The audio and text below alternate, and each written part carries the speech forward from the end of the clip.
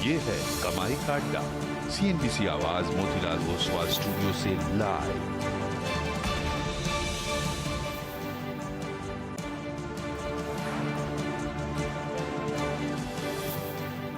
CNBC आवाज Motilal Oswal studios में आप सभी का स्वागत है।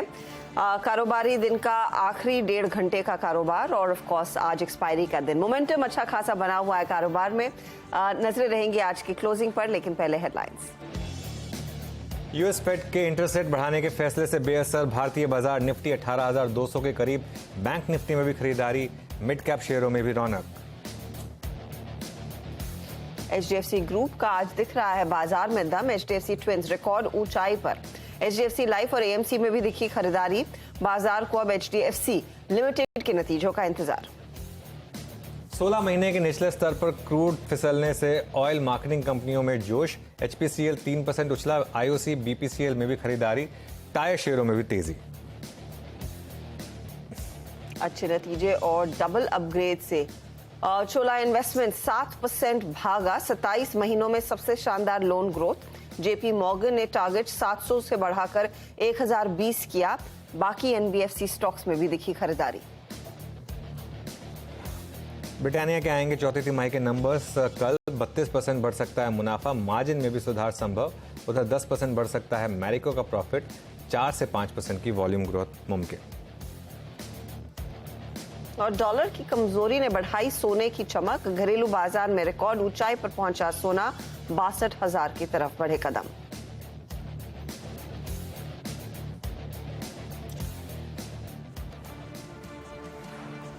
ओके, चलिए फिर आखिरी 1.5 घंटा इस वीकली कॉन्ट्रैक्ट का, और ये फिर से रहा है बुल्स के नाम। गुड आफ्टरनून, मैं अनुज, मेरे साथ हर्षिता मुंबई से और वीरू जुड़ेंगे दिल्ली से, और बात करेंगे मार्केट्स की और इंडिविजुअल स्टॉक्स की। लेकिन आज शानदार दिन बुल्स के लिए, और अब तक जितने दिन हुए उसमें मैं आज के दिन को सबसे शानदार मान रहा हूँ। हालांकि निफ्टी में से बड़ी रैलीज हुई हैं हर्षिता, लेकिन जो टेक्सचर था आज सुबह, जिस हिसाब से मार्केट का टेक्सचर था, उस हिसाब से जो रैली हुई वो बहुत ही शानदार। और अगर आपने कल भी प्रॉफिट बुक किया होता, आज मार्केट ने आपको फिर जबरदस्त री एंट्री अपॉर्चुनिटी दी, और शानदार अमेरिकन मार्केट से अब कंप्लीटली डीकपल्ड इंडियन मार्केट्स। और एक चीज़ बहुत क्लियर हो गई है, इंडियन मार्केट्स को भी चीज़ समझ में आ गई है कि यूएस मार्केट में जो डिक्लाइन आ रही है वो एक उनका खुद का बैंकिंग क्राइसिस को लेकर है। उसका ओवरऑल मार्केट से कुछ लेना देना नहीं है। और पहले मिड कैप में बाइंग स्टार्ट हुई, अब लार्ज कैप में आई, और बड़े बैंक्स देखिए, NBFCs देखिए, HDFC ट्विंस देखिए, सब के सब स्टॉक्स करीब करीब ऑल टाइम हाई पर। शानदार शानदार मार्केट, और मुझे लग नहीं रहा कि अभी ये रुकने के मूड में है। इनफैक्ट आज शायद वो मोमेंटम वाली एक्सपायरी की पॉसिबिलिटी है, और ध्यान रखेंगे उस पर। मैं एक इंटरेस्टिंग चीज़ भी बताऊंगा आपको, लेकिन ओवरऑल मार्केट में बहुत शानदार तेजी। एक बात अच्छी है, हम खुले थोड़ा लोअर रेंज पर, और उसके बाद पूरे दिन वो तेजी देखने को मिली है। तो लोगों में बिल्कुल संकोच नहीं था कि ग्लोबल मार्केट्स में क्या होगा, इवेंचुअली रिसेशन माइल्ड होगा, अग्रेसिव होगा। उस सब को नजरअंदाज करते हुए हमने इस तेजी को पकड़ा है। अब 18,200 के तो दर्शन कभी भी हो सकते हैं, जिस तरह का मोमेंटम देखने को मिला है। इस रैली में, जैसे हम पिछले हफ्ते भी बात कर रहे थे अनुज, कि पार्टिसिपेशन ज्यादा लोगों का है, वो पोर्टफोलियो में चेंज देखने को मिल रहा है, विच इज गुड। लेकिन यहां से आगे इस रैली को और बढ़ाने के लिए वो क्या फैक्टर साबित होंगे, और आज के लिए फिर उस क्लोजिंग में क्या उसके कुछ अंश देखने को मिल सकते हैं? बिल्कुल, बहुत अच्छा सवाल हर्षिता। और रमेश दमानी एक चीज़ कहते हैं हमेशा कि अगर कोई क्वैक कर रहा है, स्विम कर रहा है डक की तरह, तो मतलब वो डक है। तो ये बुल मार्केट है, इसको आप कहते हैं बुल मार्केट। ये कि कोई इस पर इम्पैक्ट नहीं आ रहा है। और देखिए, आज सुबह ना, वीरू को याद होगा, मैं कह रहा था कि SGX निफ्टी ना गुमराह कर रहा है। जब वो 90 पॉइंट्स नीचे था, कोई मतलब नहीं था SGX निफ्टी के 90 पॉइंट नीचे होने का। और इनफैक्ट अगर आप सिंगापुर में ट्रेड कर सकते थे, और कुछ दर्शक करते भी होंगे सिंगापुर में ट्रेड, तो ये तो एक फैसिनेटिंग आर्बिट्राज अवेलेबल होती है इन दिनों में, जब मार्केट इस तरीके के मौके दिखाता है आपको। मार्केट में देखिए, मैं सबसे पहले एक चीज़ बोलूँगा, एक बार 18,200 की कॉल लेकर आइए प्लीज़। अगर आप एक अग्रेसिव ट्रेडर हैं, आज वो दिन है जिसमें आप इसको रेडार पर रखें, और स्पेशली 3 PM मूव अगर आने की तैयारी हो मार्केट, तो इवन उसको चेस करने की कोशिश करें। मेरे ख्याल 10 या 12 रुपये होना चाहिए उसका प्रीमियम, क्योंकि यहाँ पर जाने को आपको बहुत ज़्यादा नहीं है। 8 रुपये के करीब है, 8 रुपये का प्रीमियम है यहाँ पर। अगर आप कोई भी ऑप्शन लेंगे तो 8 रुपये तो आप मिनिमम स्टॉप लॉस रखेंगे। मुझे लग रहा है कि ये एक ऑप्शन है जिस पर आप आज नज़र रखें। जीरो हो सकता है, लेकिन चांसेस हैं कि 40 या 50 तक भी जा सकता है। अब देखिए, आज जो हमारी सुबह स्ट्रैटेजी थी कि एक लोअर बेस पर आप मार्केट को खरीदिए और उसके बाद एक सिंपल स्टॉप लॉस रखकर आगे देखिए 18,210 तक जा रहा है नहीं जा रहा है। हमारा ऊपरी रेंज था 18,210, अब हम 18,210 के बेहद करीब हैं। 18,210 अगर क्रॉस हो गया आज तक तो बहुत बड़ी तेजी होगी, क्योंकि 18,200 की कॉल में और 18,150 की कॉल में जिस तरीके का बिल्डअप हुआ है उसके हिसाब से 18,210 वो पेन पॉइंट होगा। और अगर आप 18,235 के ऊपर निकल गए तो फिर 18,500 का भी रास्ता खुलेगा। एक बहुत इंटरेस्टिंग सवाल आपने पूछा, पहले तो मैं एक स्टॉप लॉस रिविजिट कर लेता हूँ पोजिशनल ट्रेड के लिए 18,000। एक बहुत इंटरेस्टिंग सवाल आपने पूछा कि यहाँ से मार्केट को अब आगे क्या लेकर जाएगा। बुल मार्केट में हम ये क्वेश्चन नहीं पूछते, बुल मार्केट में हमको बस ये पूछना होता है कि मार्केट का डाउन साइड कहाँ तक है। उसके बाद अपसाइड में 3 महीने पहले अगर किसी ने आपको बोला होगा कि HDFC ट्विंस मार्केट की नेक्स्ट रैली को इस तरीके से लीड करेंगे तो शायद किसी ने माना नहीं होगा, सबको लग रहा होगा कि नहीं पॉसिबल ही नहीं है। लेकिन आप मूव देखिए HDFC ट्विंस में किस तरीके का मूव आया, और आज खासतौर से HDFC बैंक ने जिस तरीके से, मेरे ख्याल से हम बहुत करीब हैं ऑल टाइम हाई से, ये शायद ऑल टाइम हाई होगा, करीब करीब ऑल टाइम हाई होगा HDFC बैंक में। तो अब आपका काम सिर्फ अपना पोजिशनल स्टॉप लॉस एडजस्ट करना है। अब वो पोजिशनल स्टॉप लॉस कैसे आप एडजस्ट करें, वो जो हमने 17,885 की बात की थी अब वो चेंज हो गया, अब वो आप 18,000 के करीब ले आए। बहुत सिंपल है। बैंक निफ्टी पर क्या करें, देखिए बैंक निफ्टी में जिस तरीके से HDFC बैंक ने फ्रेश एक्सपेंशन शुरू किया है, मुझे लग रहा है कि एक 43,600 एक मामूली रेजिस्टेंस बाकी है बैंक निफ्टी में, वो क्रॉस हुआ तो वो जो न्यू हाई और 45,000 की हम बात कर रहे हैं बैंक निफ्टी में वो ओपन होगा। मार्केट बहुत ज़्यादा इस समय आपको रिवॉर्डिंग फेज में, मतलब रिवॉर्ड कर रहा है, आपकी गलतियों को भी माफ़ कर रहा है मार्केट। ये होती है टिपिकल बुल मार्केट, इस समय हम उस मार्केट से गुजर रहे हैं। जी हाँ, एक बहुत ही मजबूत सत्र और जैसे आप कहते हैं ना फायरिंग ऑन ऑल सिलेंडर्स, वही दरअसल आपको स्क्रीन पर नजर आ रहा है। वीरू आफ्टरनून, क्या पोजीशंस बन रही है फिर वायदे में? हर्षदा, स्टॉक स्पेसिफिकेशन तो बहुत स्ट्रांग है। मैं शुरुआत करूंगा आज, हालांकि कुछ केमिकल बास्केट में पोस्ट नंबर्स अच्छे नंबर्स के बाद भी बड़ी गिरावट थी फॉर टाटा केमिकल्स, वहीं से शुरुआत करूंगा। वहां पे काफ़ी शॉर्टिंग हुई है टाटा केमिकल्स में, ओपन ठीक ठाक मिल गया था लेकिन उसके बाद कोलैप्स हुआ ये स्टॉक। कोरोमंडल में एक स्ट्रॉन्ग लॉन्ग बिल्डअप हुआ, याद रखिएगा। यहाँ पे काफ़ी तेज़ी हुई। चंबल फर्टिलाइजर्स में काफ़ी अच्छी खासी तेज़ी हुई 3.6%, लेकिन डोमिनेट किया कोरोमंडल ने। फाइनेंस स्पेस में देखिए चोला का तो इट्स ऑल अबाउट नंबर्स के बाद उसका एक बहुत स्ट्रॉन्ग शो अंतिम दौर तक कायम रहा, यानी लास्ट सेशन तक करीब 28% बिल्डअप यहाँ पे है लॉन्ग साइड में। M&M finance, max financials, SBI life, सब में काफ़ी स्ट्रॉन्ग लॉन्ग बिल्डअप है। FMCG बास्केट में वो जैसे ही इंडिया मार्ट ने अपने उस क्रिटिकल लेवल को 5,000 के पार किया, उसके बाद से ही काफ़ी स्ट्रॉन्ग लॉन्ग एडिशंस इसमें जारी हैं। आज भी करीब 5% बिल्डअप, काफ़ी हैवी स्टॉक है, काफ़ी बड़ा स्टॉक है, but still huge long OI addition. और ब्रिटानिया यहाँ पे कल भी लॉन्ग बिल्डअप था, आज भी अगर आप देखें करीब 3.25% का लॉन्ग बिल्डअप है। कैपिटल गुड्स में दोनों ही स्टॉक ABB और सिमेंस, जो कि करीब 15.8 और 2% ओआई लेके बैठे हुए हैं, ट्रेड कर रहे हैं ऑल टाइम हाई पे। स्पेशली ABB हर्षता इस लेवल पे भी at all time high. Series के इनिशियल पार्ट में ह्यूज ओआई एडिशन रोज बरोज ऐड कर रहा है, और उसके बाद HDFC bank close to its all time high, 4.2% buildup. SBI में करीब करीब समझ लीजिए 2.5% का बिल्डअप है। और Canara bank, PSU banking basket में कैनरा बैंक और PSU बैंक ने लगभग 2.5 से लेकर 3.25% का ओआई बिल्डअप दिखा, लेकिन डोमिनेट HDFC बैंक कर रहा है नो डाउट। और ऑटो में एस्कॉट्स, MRF और लीड करता हुआ हर्षता। अगर आप टेक्निकल ऑप्शन और आई थिंक हर सेटअप के अनुसार देखें तो इट्स अपोलो टायर्स जो कि डोमिनेट कर रहा है हर्षता। जी हाँ, काफी इंटरेस्टिंग मूव्स देखने को मिल रहे हैं और उस लिहाज से अगर आप ट्रेंडिंग काउंटर्स भी आप देखें तो काफी सारे स्टॉक्स है आज जहां देखा अच्छे वॉल्यूम्स के साथ दरअसल ट्रेड्स बनते दिखाई दिए हैं। तो ट्रेंडिंग काउंटर्स की सूची में तेजी वाले काउंटर्स के साथ ही शुरुआत करेंगे। यहाँ पर देखिए बजाज फाइनेंस, आज फाइनेंशियल सर्विसेज वाले पूरे पैक में अच्छी तेजी देखने को मिल रही है। बजाज फाइनेंस 2.5% ऊपर, HDFC लाइफ में 1.5% का इजाफा। एशियन पेंट्स फाइनली कच्चे तेल की गिरावट में इसको फायदा हमेशा मिलता है, लेकिन वो स्टॉक आज चल रहा है तो वहां पर तेजी। बिरला सॉफ्ट आज भाग रहा है। Jubilant food, India mart, Muthoot finance, ये कुछ काउंटर्स हैं जहां पर हमने देखा है बढ़िया तेजी देखने को मिल रही है। हालांकि बैकफुट पर थोड़ा सा इंडसइंड बैंक आया है। टाटा कंज्यूमर कुछ मुनाफा वसूली। पेट्रोनेट के नंबर से बाजार नाखुश, 4% का दबाव वहां पर। और MGL में भी नतीजे आने वाले हैं, उससे पहले हम देख रहे हैं पोजीशन थोड़ी सी अनवाइंड होती हुई दिखाई दे रही है। करीब 2% तक का नॉक इस स्टॉक ने भी झेला है। तो ये कुछ काउंटर्स हैं जहां पर हमने देखा है कुछ मुनाफा वसूली के अंश, लेकिन लार्जली आज का जो ट्रेड है वो तेजी की तरफ ही बैठ रहा है। ऐसे में हमारे जानकार हमारे साथ जुड़ रहे हैं जो आपको बताएंगे आपकी क्या रणनीति होनी चाहिए।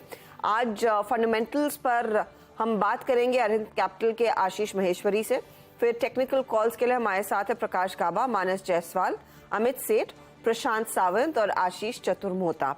फिर 2:20 पर stock of the day Chola investment, जोरदार नतीजे और क्या खासियत रही है कि इसे एक डबल अपग्रेड मिला, वो आपके सामने होगा पेश। सोने की भी चमक भरपूर है, तो हमारी कमोडिटीज एडिटर मनीषा गुप्ता को भी इस कार्यक्रम में जोड़ेंगे। कल आने वाले नतीजों पर ब्रिटानिया, मैरिको और फेडरल बैंक की क्या एक्सपेक्टेशंस है, सुमित आएंगे इस पर। और ऑफ कोर्स 4 का चौका 2:40 पर ठीक। सस्ता ऑप्शन प्रशांत सावंत से लेंगे, मानस बताएंगे आपको एफनो का सुपरस्टार और आशीष चतुर्मोता देंगे चार्ट का चमत्कार। मिड कैप फंडा के लिए आशीष महेश्वरी से होगी बातचीत। 2:50 पर मार्केट बिग वॉइस में हमारे साथ आज होंगे कोटक म्यूचुअल फंड के वीपी और फंड मैनेजर पंकज टिब्रेवाल। 3 बजे फिर डीलिंग रूम का जायजा और बीटीएसटी ट्रेड्स भी। ओके बिल्कुल, तो काम करते हैं, फिर ट्रेड्स लेना शुरू करते हैं। निफ्टी 18,181 पर इस समय। बैंक निफ्टी हल्का सा कूल ऑफ हुआ है और उसका कारण आईसीआईसीआई बैंक का। आज सिर्फ एक आईसीआईसीआई बैंक की कमी रह गई, अगर इसने और फायर किया होता तो वो 18,210 का हर्डल भी क्रॉस होता। लेकिन खैर देखते हैं, अभी बाकी सवा घंटा मार्केट क्लोजिंग में। गाबा सर गुड आफ्टरनून, बताइए क्या बाय कॉल होगी? मैं अज्यूम कर रहा हूँ कि बाय होगा। बिल्कुल बाय है। Good afternoon to you. Stock में चुना है पेंट क्षेत्र से। 1 बजे तो मैंने एशियन पेंट दे दिया, इसलिए मैं उसे कंप्लीटली इग्नोर करूंगा और पेंट क्षेत्र से बर्जर पेंट्स बिल्कुल तेजी है इसमें। बहुत बढ़िया मोमेंटम शुरू हुआ है करीब 600 ब्रेकआउट के बाद। ट्रेड कर रहा है 624.55 के आसपास। मुझे लगता है 640 तक जा रहा है, मैटर ऑफ टाइम। 1 या 2 दिन लग सकते हैं। स्टॉप होगा 618 Berger paints. Okay 618 Asian paints पहले दिया था, बर्जर पेंट्स किसी भी कंपनी का प्रकाश सर पेंट छोड़ेंगे नहीं, हर कंपनी का पेंट अगर आप देखें इस्तेमाल कर रहे हैं। अमित सेठ जी गुड आफ्टरनून, आपका कन्वेंशन कॉल। जी good afternoon Viren ji and good afternoon everybody on the panel. Viren ji मुझे इस समय कोटक महिंद्रा बैंक पसंद आ रहा है। कोटक महिंद्रा बैंक बड़े अच्छे तरीके से पिछले 3 से 4 दिनों में एक रेंज में सस्टेन कर रहा है। 1915 1920 के लेवल्स काफी अपहोल्ड कर रहा है। एचडीएफसी बैंक का मूव देखते हुए मुझे लगता है कि अगर बैंक निफ्टी में यहाँ से तेजी है तो यहाँ पे एक कैचअप प्ले इसमें पॉसिबल है और स्टॉक अभी अच्छे रिस्क रिवॉर्ड पॉइंट पे अवेलेबल है। 1935 इसका प्राइस है। स्टॉप लॉस रखेंगे 1915 रुपए का और टारगेट्स लगभग रहेंगे 1980 के। फिलहाल आपके लिए कोटक में एक अच्छी तेजी बनती हुई दिखाई दे रही है। मानस आफ्टरनून, आपका ट्रेड। गुड आफ्टरनून हर्षिता जी। तो देखिए ट्रेड लेना है लॉन्ग साइड पे जुबिलेंट फूड में। जुबिलेंट फूड को मैंने अभी कुछ दिन पहले भी रिकमेंड किया था और उसका रीजन ये था कि 420 के आसपास स्टॉक ने एक बेस बना लिया है। अब लग रहा है काफी दिनों से हम कंसोलिडेशन देख रहे थे। मेरे ख्याल से 31 जनवरी से स्टॉक ने 470 के लेवल्स ब्रीच नहीं किए थे। आज 470 के लेवल्स ब्रीच किए हैं, अपने 100 मूविंग एवरेज को रीगेन कर लिया है। बेहतर वॉल्यूम पिछले 3 सेशन से हमें देखने को मिल रहे हैं। तो जुबिलेंट फूड पे खरीदारी करेंगे करंट लेवल्स पे। 466 ये कैश लेवल्स है, वहां आपको स्टॉप लॉस लगाना है। और 490 490 रुपए आपके टारगेट्स रहेंगे, कैश लेवल्स है ये। 480 वाला कॉल ऑप्शन भी ले सकते हैं। 12 रुपए 80 पैसे पे ट्रेड हो रहा है, वहां पर आप खरीदारी करिए 9 रुपए के स्टॉप लॉस से 20 रुपए के टारगेट के लिए। ओके जुबिलेंट फूड यहाँ पर आपको करना है बाय। चलिए प्रशांत को भी जोड़ते हैं। प्रशांत जी गुड आफ्टरनून, क्या ट्रेड लेंगे आप? जी अनुज जी, एक जस्ट अपडेट देना चाहूंगा। जो सुबह बजाज फाइनेंस की कॉल दी थी उसका टारगेट हिट हुआ है, तो दर्शकों से मैं कहना चाहूंगा कि प्रॉफिट बांध लें। काफी अच्छी मूव आ चुकी है। जहां तक अभी की बात है, मैंने जो कल सुबह कॉल दी थी सिप्ला 918 पे, वो भी एक मोमेंटम जोन में आया है 930 के ऊपर। तो मैं इसी को फिर से एक मोमेंटम बाय की तरह देखना चाहूंगा। मेरा अभी स्टॉप लॉस होगा 922 922 और मैं इसको पोजिशनली होल्ड करूंगा फॉर टारगेट्स अराउंड 960 960। ओके चलिए, तो ये हो गई कॉल सिप्ला पर। वैसे प्रशांत जी आपकी वो निफ्टी वाली कॉल भी सही रही। 12 बजे के शो में जो आपने 18,150 की कॉल 28 रुपए पर दी थी, उसका 48 का टारगेट हिट हुआ है। इसको एक्सपायरी के लिए रखें या बस स्क्वायर ऑफ कर लें? अनुज जी एक बैंक निफ्टी पे अगर आप कहे तो ट्रेड सजेस्ट करना चाहूंगा। बिल्कुल करिए जी। अनुज जी बैंक निफ्टी की जो 43,300 स्ट्राइक प्राइस की कॉल चल रही है करीबन 100-185 जोन में, तो मैं यहाँ पे एक 40 पॉइंट की रिस्क बैंक निफ्टी में बड़ी नहीं होती। 140 का स्टॉप लॉस लगाऊंगा और इसको मैं बाय करना चाहूंगा 140 के स्टॉप लॉस से। मुझे लग रहा है कि अभी दोपहर में बैंक निफ्टी में बड़ी शॉर्ट कवरिंग आके जो इंडेक्स हाई बनेगा वो करीबन 320 के करीब, यानी यहाँ से 1 घंटे तक अच्छी मूव आ सकती है। तो बिल्कुल इसको खरीद सकते हैं 185 के करंट प्राइस पे और 140 के जस्ट नीचे स्टॉप लॉस रखिए और होल्ड कीजिए। ओके शान जी, एक्चुअली मुझे आपसे एक बात पूछनी है अब, क्योंकि ये वीकली एक्सपायरी है इंटरेस्टिंग, क्योंकि आप एकदम deep in the money call लेने को कह रहे हैं। उसका बेसिकली एक तरीके से सिंडिकेट फ्यूचर बना रहे हैं आप इसको, ताकि कम पैसा देके एक तरीके से फ्यूचर पोजीशन क्रिएट हो जाए और 40 पॉइंट का स्टॉप लॉस। जी ओके, जी बिल्कुल आपने सही कहा अनुज जी। यहाँ पे मैं रिस्क थोड़ी मिटिगेट करना चाहता हूँ। Out of the money target की तरफ जाने के पहले बहुत बार चॉपी मूव्स देगा जिसमें स्टॉप लॉस कर सकते हैं। मुझे लग रहा है अगर बैंक निफ्टी स्ट्रांगली मूव होगी तो ये बहुत, जैसे आपने कहा, बिल्कुल सिंथेटिक फ्यूचर की तरह ये काम करेगा और ये शायद टारगेट सीट कर सकता है। बिल्कुल। तो एक्चुअली बहुत इंटरेस्टिंग है हर्षदा, ये थोड़ा अपने व्यूअर्स के लिए भी एक एक्सप्लेन कर देता हूँ, क्योंकि 43,300 की कॉल अगर आप लें और अभी 43,477 है, सिर्फ 10 रुपए का एक्स्ट्रा प्रीमियम है टेक्निकली। 10 रुपए सिर्फ वो टाइम वैल्यू है बिटवीन 215 टू 330। लेकिन अगर आप फ्यूचर का मार्जिन नहीं दे पा रहे हो, क्योंकि आजकल एक लॉट फ्यूचर लेने के लिए भी बैंक निफ्टी का आपको 1.25 लाख के करीब मार्जिन चाहिए, और अगर आपको लेने हैं मान लो 500-600 क्वांटिटी, तो फिर आप वो इस ऑप्शन के थ्रू कर सकते हो। मोर और लेस वो एक फ्यूचर की तरह ही काम करेगा। 40 पॉइंट के करीब का उसमें स्टॉप लॉस लगाइए, एक डीप इन द मनी, मतलब क्योंकि 43,300 से हम ऑलरेडी 170 पॉइंट ऊपर है। लोग क्या करते हैं 43,500 या 600 को चेस करते हैं, वो भी दिन होते हैं चेस करने के, लेकिन अगर आप इस तरीके के अप ट्रेंड में हो तो इन द मनी ऑप्शन भी लेना चाहिए आपको। ओके, एक इंटरेस्टिंग ट्रेड आपकी स्क्रीन पर सामने है, लेकिन एक चीज आपने नोटिस किया, आज बैंक्स के साथ एनबीएफसीज अक्रॉस द बोर्ड छोटी बड़ी सब में तेजी देखने को मिल रही है ना। अब ये नहीं समझ में आ रहा है कि ये जियो फाइनेंशियल सर्विसेज की जो इवेंचुअल लिस्टिंग सितंबर अक्टूबर में होने वाली है, उससे पहले का मूव आता हुआ दिखाई दे रहा है, या फिर कुछ और है, या फिर प्योरली नंबर्स हैं। क्योंकि इस बार ही हमने देखा है कि बैंकों के नतीजे अच्छे, लेकिन एनबीएफसीज का भी परफॉर्मेंस काफी डिसेंट रहा है, चाहे वो बजाज फाइनेंस हो और छोटियों में आपका आज सुबह में हम आवास फाइनेंशियर्स की बात कर रहे थे, एमएनएम पहले हमने देखा, आज चोला का परफॉर्मेंस काफी बड़ा है। तो इंटरेस्टिंग होगा नोट करना कि यहाँ पर किस तरह की स्थिति देखने को मिल रही है। इन टर्म्स ऑफ नंबर्स जो प्ले आउट है वो साफ है, लेकिन अगर एक इस पूरे पॉकेट में कोई ट्रेड लेना है अमित सेठ, क्या चोला जैसे मिड कैप आइडियाज पर ध्यान देंगे जहां पर पूरे मार्केट भर में चर्चा है, it's going to be the next big mover जो 1000 के ऊपर जाता हुआ दिखाई देगा, या फिर आपको बजाज फाइनेंस की स्टेबिलिटी और जो स्ट्रेंथ इसने दिखाई है रिसेंटली वो ज्यादा बेहतर दिख रही है? जी हर्षद मैम, काफी स्ट्रॉन्ग मोमेंटम है चोला में। आज के सत्र में हमने गैप अप देखा। इनफैक्ट लास्ट वीक की हमारी एक कॉल भी थी लगभग 860-870 के लेवल पे। स्ट्रक्चर सारे अच्छे लग रहे हैं, लेकिन थोड़ा सा एक्सटेंडेड हो गया। कोई पुल बैक पे आए तो डेफिनेटली पोजीशन बनाई जा सकती है। इन द मीनवाइल मुझे एमएनएम फाइनेंशियल अच्छा लग रहा है, बिकॉज इसमें मोमेंटम अभी भी मेंटेन है।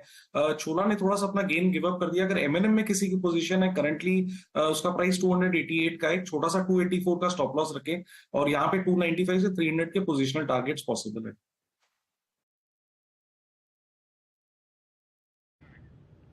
जी हाँ, चोला आपकी स्क्रीन पे 955 7.54% ऊपर। खैर बजाज फाइनेंस पे डिस्कशन काफ़ी हो चुका है, बट स्टिल आई मीन जहाँ तक एवरेजेस का खेल है, याद रखिएगा बजाज फाइनेंस ने आज एक लंबे समय अंतराल के बाद, यानी 21 नवंबर 2022 के बाद, यानी टेक्निकली आई मीन पूरा दिसंबर, जनवरी, फरवरी, मार्च, अप्रैल, मई, मोटा मोटी अगर आप देखें 6 महीने के अंतराल के बाद अपना 200 डे एक्सपोनेंशियल मूविंग एवरेज आज फिर बाइसेक्ट किया, स्ट्रॉन्ग वॉल्यूम्स के बीच में, अच्छे बिहेवियर के बीच में। बजाज इनफैक्ट फिनसर को भी लेके आएंगे, जरा बजाज फिनसर को भी देखते हैं आपकी स्क्रीन पे। इट्स 1363। ये in terms of average placement दूर है, अभी दूर है, अभी 1364 पे इवन इसने अपना 100 डेमा भी नहीं छुआ है।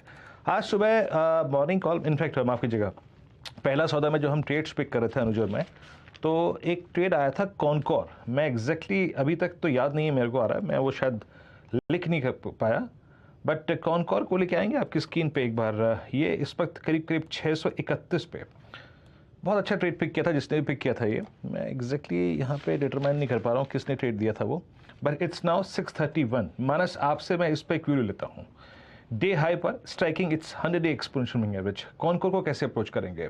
630। अच्छा, प्रशांत ने ये कॉल दी थी। प्रशांत, मैं आपसे इस ट्रेड को एक बार फिर से समझना चाहूँगा। होल्ड करें अभी? पॉसिबिलिटी लग रही है 640 650 की, जहाँ पे 2 नेरिमा प्लेस्ड है। जी बिल्कुल वीरू जी, आपने बिल्कुल वही टारगेट कहा जो मैं ट्रैक कर रहा हूँ। मेरी ये राय है कि इस तरह का मोमेंटम जब स्टॉक में आता है, सिर्फ थोड़ी सी वॉल्यूम की कमी अगर कल भी पिकअप हो जाए, मुझे लग रहा है 200 डेमो बहुत आसानी से 650-55 के जोन में हम जा सकते हैं। बिल्कुल होल्ड करना चाहिए, ट्रेल करना चाहिए, स्टॉप लॉस को कॉस्ट पे ला सकते हैं। करीबन 620 के आसपास और होल्ड कर दीजिए। तो ये बात होगी कॉनकोर की। आज सुबह वो कॉल दी गई आपके लिए और अच्छा करती हुई वो कॉल इस समय M&M फाइनेंशियल का शानदार मूव रहा है। इनफैक्ट आज टॉप ट्रेडेड काउंटर्स में F&O में भी सबसे ऊपर जो नाम शुमार हैं उसमें M&M फाइनेंशियल है क्लियरली। और मुथूट ने चाल पकड़ी आज सुबह सुबह जैसे ही गोल्ड ने ऑल टाइम हाई हिट किया, क्योंकि NBFC में ऑलरेडी तेज़ी का तड़का था, प्लस उसमें गोल्ड का न्यूज़ और जुड़ गया, तो हर्षता वहाँ पर एक शानदार तेज़ी आ गई। लेकिन आज जो NBFCs में तेज़ी आई है वो एक बहुत ही इंटरेस्टिंग चीज़ आपको बता रही है। ये क्लियरली मार्केट ये एज्यूम कर रहा है कि RBI का पॉज यहाँ पर हो चुका है और ये NBFCs के लिए, क्योंकि कैपिटल सबसे बड़ा एक उनके लिए एक चारा होता है एक तरीके से, वो एक बिल्कुल यहाँ से मुझे लग रहा है कि NBFCs के नंबर्स जो हैं, जैसे चोला ने ऑलरेडी हिंट दे दिए, आगे जाके मुझे लग रहा है और अच्छे नंबर्स आएंगे NBFCs में। और क्योंकि कंजम्पशन स्टोरी ऑलरेडी काफ़ी अच्छा कर रही है और ये इंडियन मार्केट के लिए बहुत अच्छा है, क्योंकि ये जो इंडियन मार्केट में जो सबसे बड़ी बुल मार्केट्स आती हैं वो तब आती हैं जब कंज्यूमर स्टॉक्स अच्छा करें और उनको फाइनेंस करने वाले NBFCs अच्छा करें। पिछली जो बड़ी बुल मार्केट थी वो उसके दो इंजन थे, कंजम्पशन और फाइनेंस, और ये एग्जैक्टली वही रैली लग रही है। इसके लिए इस रैली में देख के थोड़ा अच्छा लग रहा है कि ये रैली जो ना, पिछली रैली IT ने लीड की थी, ये वाली रैली जो है पूरी की पूरी डोमेस्टिक ड्रिवन है। जी हाँ, काफी इंटरेस्टिंग ट्रेड्स बनते हुए। इनफैक्ट चोला में वो डबल अपग्रेड की अपडेट भी देंगे यतिन कुछ ही देर में। इनफैक्ट यतिन को बुला लेना चाहिए प्रोड्यूसर साहब, आप लगे हाथ उस पर चर्चा भी हो जाए। तब तक कुछ और स्टॉक्स आपकी स्क्रीन पर लेकर आते हैं जहां पर इस घंटे एक्शन और जोर पकड़ रहा है, और इसमें डिस्टिंक्टली आपको एक चीज दिखाई देगी कि ब्रिटानिया प्री नंबर्स थोड़ी सी हरकत दिखाने लगा है। करीब 1% के गेंस बनते दिखाई दिए हैं। कल आपको याद होगा FMCG के लिए एक बड़ा दिन था, HUL, ITC सारे स्टॉक्स में तेजी बनती दिखाई दे रही थी। मानस, ब्रिटानिया इन लेवल्स पर 45.68 पर आपका व्यू क्या है? ये नियरली डे हाई पर है। इनफैक्ट 100 रुपए और तो शायद 52 वीक हाई पर स्टॉक खड़ा होगा। बिल्कुल, देखिए यहाँ पर ट्रेंड बहुत पॉजिटिव है। हमने 2 दिनों में थोड़ी प्रॉफिट बुकिंग देखी, गिरावट देखी, लेकिन उस गिरावट में भी 20 डे मूविंग एवरेज के नीचे स्टॉक नहीं गया। कल हमने लोअर लेवल पे बाइंग इंटरेस्ट देखा और आज फिर से जो रिसेंट आई था उसके आसपास खड़े हुए हैं। तो मेरा समझना है कि इस बार तो ये 4600 के लेवल्स को ब्रेक करके 4700 की तरफ जाने की कोशिश करेगा। तो अभी भी खरीदारी करने की राय रहेगी, करंट लेवल्स पे भी खरीदारी करनी चाहिए। स्टॉप लॉसेस 4500 के नीचे रहेंगे पोजिशनल बेसिस पे और टारगेट 4700 के रहेंगे। FMCG बास्केट में याद रखिएगा ब्रिटानिया आज स्ट्रॉन्ग लॉन्ग बिल्डअप है। FMCG में मात्र आप देखें कुछ ही स्टॉक्स हैं जो कि अच्छा कर रहे हैं, but out of 1.4% OI buildup, top OI gainer याद रखिएगा it's India Mart, then Britannia 3.3% का बिल्डअप 4570 पैकेट ट्रेड करता हुआ। मोर और लेस अब तक के इस डिस्कशन में आपको लग ही रहा होगा, आभास एक आ ही रहा होगा कि ये कहीं ना कहीं अब तक का शो डोमिनेट किया है NBFCs ने। और मैं जो फिर जिक्र करने जा रहा हूँ मैं जिस स्टॉक का, that's NBFC, LIC housing finance, but ये HFCs का बास्केट है, याद रखिएगा। और ये भी स्टॉक आज याद रखिएगा पॉलिसी के बाद जो इसका एक लो लगा वो अब तक इसने रिविजिट नहीं किया, और आज 200 day exponential moving average revisit करता हुआ। मैं आपको इसका डेरिवेटिव का ओपन इंटरेस्ट बताऊं अगर, तो आज इसमें भी पहले 3-4 सेशन में शॉर्ट कवरिंग हुई और अब थोड़ी सी लॉन्ग विजिबल है इस स्टॉक में। ये प्रशांत, अगर आपके पास कोई ऑप्शन शमरी खुली हो LIC हाउसिंग फाइनेंस की, जरा एक बार देखिएगा, बड़ी इंटरेस्टिंग है। LIC हाउसिंग फाइनेंस में आज डिसाइसिवली एक अच्छा OI बिल्डअप हुआ है। मैंने बहुत दिनों बाद इसमें 6.4, दैट मीन्स NBFCs के चंक में 4th largest OI addition for the day, it's LIC housing finance, और एक लंबे समय अंतराल के बाद ऑलमोस्ट 8 फरवरी के बाद अपने 200 डेमा को अप्रोच करता हुआ। इसमें कोई ट्रेड लोकेट कर पा रहे हैं आप ऑप्शंस में? जी वीरू जी, इसकी जो 375 375 स्ट्राइक प्राइस की जो कॉल ऑप्शन है, जो करीबन 750 और 8 के बीच ट्रेड कर रही है, मुझे लग रहा है ये बिल्कुल एक 350 और 4 के बीच, यानी करीबन 375 का स्टॉप लॉस मान के चलेंगे, हम लेके रख सकते हैं। और ये करीबन अगर ये स्टॉक यहाँ से मोमेंटम दिखाए, जो मुझे लग रहा है आज के हाई के ऊपर बहुत जोरों से मोमेंटम आ सकता है कल या परसों में, तो हमें यहाँ से करीबन 17 से लेके 18 के टारगेट्स भी दिख सकते हैं। ओके, HDFC के नंबर्स स्क्रीन पर आपके 4425 करोड़ का नेट प्रॉफिट, 3826 करोड़ का यहाँ पर अनुमान था, तो क्लियरली पहला नंबर तो शानदार आया। लेकिन अच्छा, HDFC केस में पहले रेवेन्यू आता है, नेट इंटरेस्ट इनकम को हमको कैलकुलेट करना पड़ता है, वो तुरंत नहीं आता है, तो इसके लिए थोड़ा सा इसको एनालाइज करने में थोड़ी कई बार देरी हो जाती है। लेकिन अभी तो सिर्फ एक पहला नंबर आया है नेट प्रॉफिट का हर्षदा, और जैसे कहते हैं ना, जब गुड न्यूज़ आती है तो फिर वो एकदम बरसती है, वो आज वही हो रहा है। और एक्चुअली नंबर्स में अगर आप देखें तो जो मैं सुबह भी एक पॉइंट रेज किया था, नंबर्स में कोई कंप्लेन है नहीं। मतलब अगर आप एक सिर्फ ऑब्वियसली आईटी अलग पैक, और आईटी में भी सिर्फ एक इन्फोसिस रहा जो हाउलर था, बाकी तो सब नंबर्स ठीक ठाक ही रहा आईटी में भी। लेकिन डोमेस्टिक कंपनियों में एक वोल्टास को छोड़कर बाकी किसी नंबर ने अब तक तो डिसअपॉइंट नहीं किया। इवन हेवल्स भी ठीक ठाक नंबर लेकर आ गया था, और डिविडेंड आया 44 रुपये का, वो भी एक अच्छा खासा डिविडेंड, मतलब HDFC जैसी कंपनी के लिए भी। और ध्यान रखिएगा, ये अब बस मेरे ख्याल से शायद लास्ट क्वार्टर होगा जो HDFC numbers declare pre merger, उसके बाद तो ये एक ही एंटिटी बन जाएगी, उसके बाद काफ़ी इंटरेस्टिंग होने वाला है। लेकिन हो सकता है ये देखिए, अब वो ये पुश कर रहा है अब निफ्टी को 18,210 क्रॉस होने वाला है। अब वो बिल्कुल एक बार वो 18,200 की कॉल देख लेते हैं हम, जो 8 रुपये पे हमने एक इंटरेस्टिंगली आपको बोला था। 17 रुपये ऑलरेडी हो चुकी है वो, तो जिसने ली होगी उसके तो डबल ऑलरेडी हो चुकी होगी। लेकिन यहाँ से भी मुझे लग रहा है कि इसमें काफ़ी दमकम है, लेकिन शानदार नंबर, वो जो एक पुश की जरूरत थी ना मार्केट को, वो HDFC ने प्रोवाइड वो करी। आपकी स्क्रीन पर आ चुका है। इनफैक्ट पहला ही नंबर आया है, लेकिन Sharekhan by BNP Paribas के रिसर्च एनालिस्ट राहुल मलानी हमारे साथ है। राहुल, तो इस समय सिर्फ स्टैंड अलोन मुनाफा ही स्क्रीन पर है, और ये एक बहुत ही बढ़िया फिगर हमारी एक्सपेक्टेशन से तो काफी ज्यादा बेहतर देखने को मिल रहा है। आप इस पर्टिकुलर नंबर को कैसे एनालाइज करें? 4425 करोड़ का आंकड़ा, जो एक्सपेक्टेशन थी 3826 करोड़ की थी, प्रोविजनिंग के आंकड़े आ चुके हैं 438 करोड़। तो ओवरऑल नंबर्स अगर नेट इंटरेस्ट इनकम के पे देखेंगे तो ऑलमोस्ट कंसेंसस और हमारे एस्टिमेट्स के हिसाब से 4% बीट है, और वो ट्रांसलेट हो रहा है कोर ऑपरेटिंग प्रॉफिट में। तो ultimately net income net at the bottom net income पे net interest income plus strong core operating profit की वजह से एक अच्छा बीट देखने को मिला है। नियरली 35% ग्रो होती हुई 16,680 करोड़ पर यह आंकड़ा है। पिछले साल इस तिमाही में करीब 12,300 करोड़ के आसपास का था। अब देखते हैं यहाँ पर मार्जिन्स के फ्रंट पर ये एंटिटी क्या डिलीवर कर पाती है, और लार्जली अनुमान तो यही था कि एसेट्स अंडर मैनेजमेंट में डबल डिजिट ग्रोथ वो बरकरार रहेगी, जो कंपनी इनफैक्ट ईयरली बेसिस पर दिखा पाई है। गोइंग फॉरवर्ड ये अर्निंग्स किस तरह से ट्रांसलेट कर सकती है उस पर मैं आऊंगी, लेकिन आपने कहा एक्सपेक्टेशन से बेहतर ये टोटल इनकम से कुछ डिराइव कर पाएंगे आप? इधर जैसा मैंने बोला, इसमें ये नेट ये क्वार्टर में शायद मार्जिन इम्प्रूवमेंट हुआ होगा, इसकी वजह से नेट इंटरेस्ट इनकम में एक अच्छा 4% का बीट देखने को मिला है। क्योंकि EUM ग्रोथ की बात करें तो वो पिछले क्वार्टर से और YOY बेसिस पे और सीक्वेंशियल बेसिस पे थोड़ा मॉडरेट हुआ होगा, क्योंकि आप सभी कंपनीज की जो कमेंट्री देखेंगे तो ओवरऑल मॉर्गेज सेगमेंट में थोड़ा मॉडरेशन था, क्योंकि एक स्टीप राइज देखा गया था इंटरेस्ट रेट साइकिल में लास्ट 12 मंथ्स। तो ये अभी अनुमान है कि नेट इंटरेस्ट मार्जिन इम्प्रूव हुए होंगे यहाँ पे, क्योंकि AUM का फिगर अभी मेरे पास नहीं है तो मैं वो नंबर्स डिराइव नहीं कर पा रहा हूँ। ओके, अच्छा, टोटल इनकम 35.5% बढ़ी है हर्षदा, और प्रोविजंस एक्चुअली कम हुए हैं। तो मतलब प्रोविजन मतलब जो एक्सपेक्टेशन था उससे कम है, तो इसका मतलब तो ये ऑपरेटिंग नंबर और भी ज़्यादा अच्छे हैं। और ये क्लियरली आपको जैसे कहते हैं ना एक स्लीपिंग जाइंट, ये एक शानदार मूव इस समय दिखा रहा है। और फिर एक काम करते हैं, राहुल शुक्रिया आपका जुड़ने के लिए और इस क्विक टेक के लिए, लेकिन बाकी नंबर्स का वेट कर लेते हैं। लेकिन कोई इसमें डाउट ही नहीं है कि नंबर्स अच्छे हैं, और अब HDFC 2.5% ऊपर है तो उसका इम्पैक्ट सीधा HDFC बैंक पर भी आएगा, क्योंकि अब ऑब्वियसली मर्ज होने वाले हैं, तो इसके लिए जो रेशियो के हिसाब से स्टॉक्स मूव करते हैं, तो मुझे लग रहा है अब ये भी कैचअप प्ले करेगा इसमें। हालांकि इतना बड़ा मूव आया नहीं है, लेकिन आना चाहिए इसमें भी, ये भी शायद उस तरीके से कैचअप करे।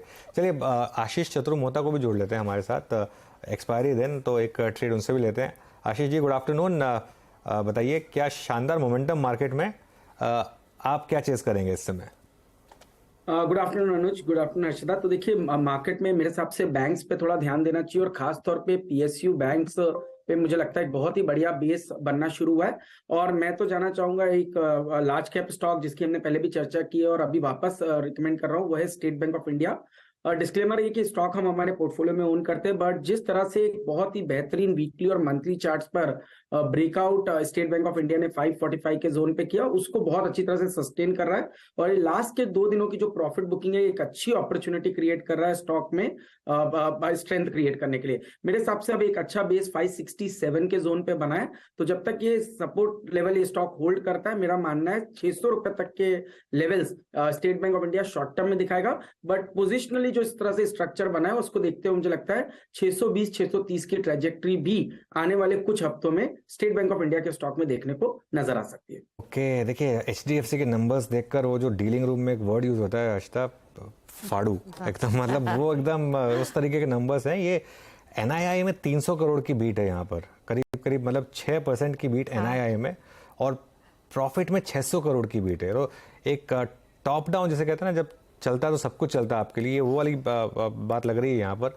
अनलेस कोई वन ऑफ, अगर वन ऑफ होगा भी तो भी, लेकिन 300 करोड़ की तो NII में स्ट्रेट अवे बीट है और 600 करोड़ की प्रॉफिट में बीट है, जबकि प्रोविजंस इनके थोड़े से ज्यादा हैं। तो इसका मतलब मार्जिन में भी इनका मेरे ख्याल से एक अच्छा परफॉर्मेंस रहा होगा और डिविडेंड भी अच्छा दिया है। कुछ कंप्लेन करने के लिए है ही नहीं यहाँ पर नंबर्स। इस बैलेंस शीट साइज पर 300 करोड़ NII और 600 करोड़ प्रॉफिट बीट करना बड़ी बात है। अनुज, वो जो कहते हैं ना, can the elephant dance, it's dancing, और पूरी स्क्रीन पर वो दिखाई दे रहा है। 2% के गेन्स। अच्छा, आशीष चतुर्मोता, HDFC 2850 पर ट्रेड करता हुआ, ये नंबर्स आपने भी आप सरसरी नजर डाली होगी, और बिजनेस अपडेट जो दिया था उसमें झलक थी कि इंडिविजुअल लोन्स में इजाफा देखने को मिलेगा, डिविडेंड इनकम ऑफ कोर्स बढ़ती हुई दिखाई दे रही थी, लोन असाइन भी डबल डिजिट ग्रोथ दिखा रहे थे, नियरली 12% के आसपास। ये तो उम्मीद से बेहतर ऑफ कोर्स प्रदर्शन है और वो ब्रेकअप भी आगे आएगा, लेकिन स्टॉक पर अब क्या रहा है? ये हमारा मानना है हर्षदा कि ये स्टॉक काफी अच्छा करेगा। एक्चुअली जो ओवरहैंग था मर्जर रिलेटेड, वो जब से स्टॉक के अंदर में गया, हम ऑलरेडी देख रहे हैं कि एक अच्छा परफॉर्मेंस स्टॉक ने दिखाया। करीब 2500 का बेस बनाकर स्टॉक ऑलमोस्ट 2850 के ऊपर आ चुका है, और ये मल्टी मंथ जो हाई इस स्टॉक में देखने को मिल रहा है। ऑलमोस्ट 31 मार्च 2022 के लेवल्स हमें रीटेस्ट होते हुए नजर आ रहे हैं, तो क्लोज टू 12-13 महीने का कंसोलिडेशन यहाँ कंप्लीट हुआ है। नंबर्स बहुत ही अच्छे हैं, और एक तरह का जिस तरह का लोन ग्रोथ मोमेंटम है, मुझे लगता है एक री रेटिंग वापस से HDFC बैंक में बनेगी, और स्टॉक इवेंचुअली मेरा मानना है 3000 के स्तरों को छूता हुआ, क्रॉस करता हुआ नजर आ सकता है। तो large cap private sector bank में भी HDFC बैंक और HDFC लिमिटेड, ये दोनों ही हमें लगता है कि क्योंकि इनके तो ऑब्वियसली एक जैसा ही बिहेवियर रहना है, तो दोनों ही स्टॉक काफी अच्छा करते हुए यहाँ से नजर आएंगे, और पर्टिकुलरली HDFC लिमिटेड में 3000 तक के स्तर देखने को नजर आ सकते हैं। अच्छा, एक बहुत इंटरेस्टिंग चीज, डाबर के अभी नंबर्स फ्लैश हो रहे हैं हर्षदा। प्राइमा फेसी आपको लगेगा कि नंबर्स खराब हैं क्योंकि नेट प्रॉफिट आया था वो खराब है क्लियरली, लेकिन वॉल्यूम ग्रोथ जो है ना वो बेटर आई है। वॉल्यूम ग्रोथ आई है 1%, जबकि एक्सपेक्टेशन थी डिक्लाइन की, और जो सेल्स का नंबर है वो एक्चुअली बेटर है। तो मुझे भी ये देखना है कहीं इसमें कोई वन ऑफ तो नहीं है। अगर ये मार्जिन की वजह से तब तो खराब नंबर है, लेकिन अगर ये वन ऑफ की वजह से है, देखिए 292 करोड़ का प्रॉफिट है, 350 करोड़ का ऑब्वियसली एस्टिमेट था, लेकिन जो सेल्स है वो स्लाइटली बेटर है एस्टिमेट से, प्लस वॉल्यूम ग्रोथ जो है ये देखिए 2678 करोड़ की सेल्स है, मतलब इन लाइन है, और वॉल्यूम ग्रोथ जो है वो बेटर है। तो क्या ये वॉल्यूम ग्रोथ इसलिए आई है क्योंकि उन्होंने मार्जिन पे कॉम्प्रोमाइज किया है, इसकी वजह से आई है, इसके लिए क्या है मार्जिन गिरे हैं, ये देखना होगा। ये मेरे ख्याल से एक इंटरेस्टिंग यहाँ पर डायकॉटमी होगी। लेकिन अगर इसमें कोई वन ऑफ है, हाँ देखिए EBITDA 410 करोड़, अनुमान 425 करोड़ का था, तो थोड़ा सा उन्होंने मार्जिन को लेकर कॉम्प्रोमाइज किया होगा। 15.3% पर आया, 16% का अनुमान था, तो 70 बेसिस पॉइंट का अगर आप कहें, वही तो उन्होंने वही किया है कि जो वॉल्यूम ग्रोथ है वो इसीलिए आ पाई है क्योंकि उन्होंने थोड़ा सा at the cost of margin. Stock आपके सामने ये इनफैक्ट थोड़ा सा डल रहा है हाल फिलहाल में नंबर्स के लिहाज से, 1.1% तक की गिरावट डाबर में देखने को मिल रही है। स्टॉक आपके सामने 530 पर ट्रेड करता हुआ।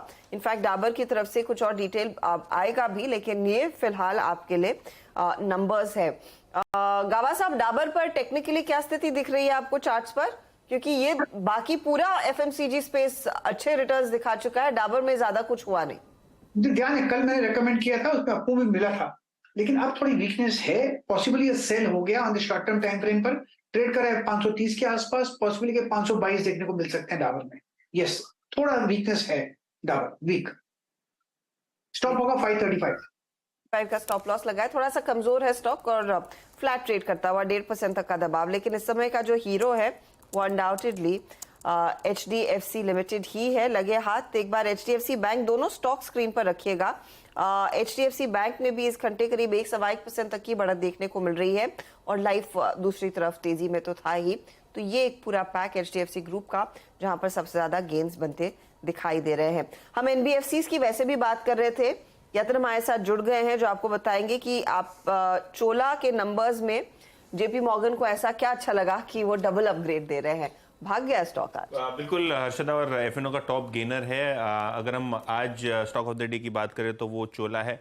ऑब्वियसली रिजल्ट्स काफ़ी स्ट्रॉन्ग आए थे और यहाँ अगर हम देखें तो JP मॉर्गन का जो डबल अपग्रेड आया था वो इसी वजह से आया था क्योंकि उनको लगता है कि जो कंसर्न्स हैं NIMs को लेके, जो मार्जिन्स को लेके कंसर्न्स थे, वो कहीं ना कहीं इस क्वार्टर के रिजल्ट्स के बाद एड्रेस हुए हैं।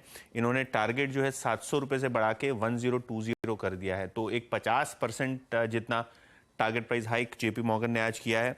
सबसे बड़ा सरप्राइज जो है वो नेट इंटरेस्ट मार्जिन्स पे है, जो पिछले क्वार्टर 7.6% था, लगभग 7.5 के आसपास, और अब 7.8% के आसपास आया हुआ है। तो काफ़ी अच्छा एक्सपेंशन आपने NIMs पे देखा है। डिसबर्समेंट्स की बात करें तो लगभग 65% का साल दर साल बेसिस पे ग्रोथ आता हुआ दिखाई दिया है, चाहे वो व्हीकल फाइनेंसिंग हो, MSME हो, न्यू बिजनेस हो, होम लोन हो, सभी जगह पे एकदम ज़बरदस्त ग्रोथ कंपनी ने पोस्ट की है। सिक्वेंशियली भी डबल डिजिट ग्रोथ है और year on year high double digit growth आपको दिखाई पड़ रही है।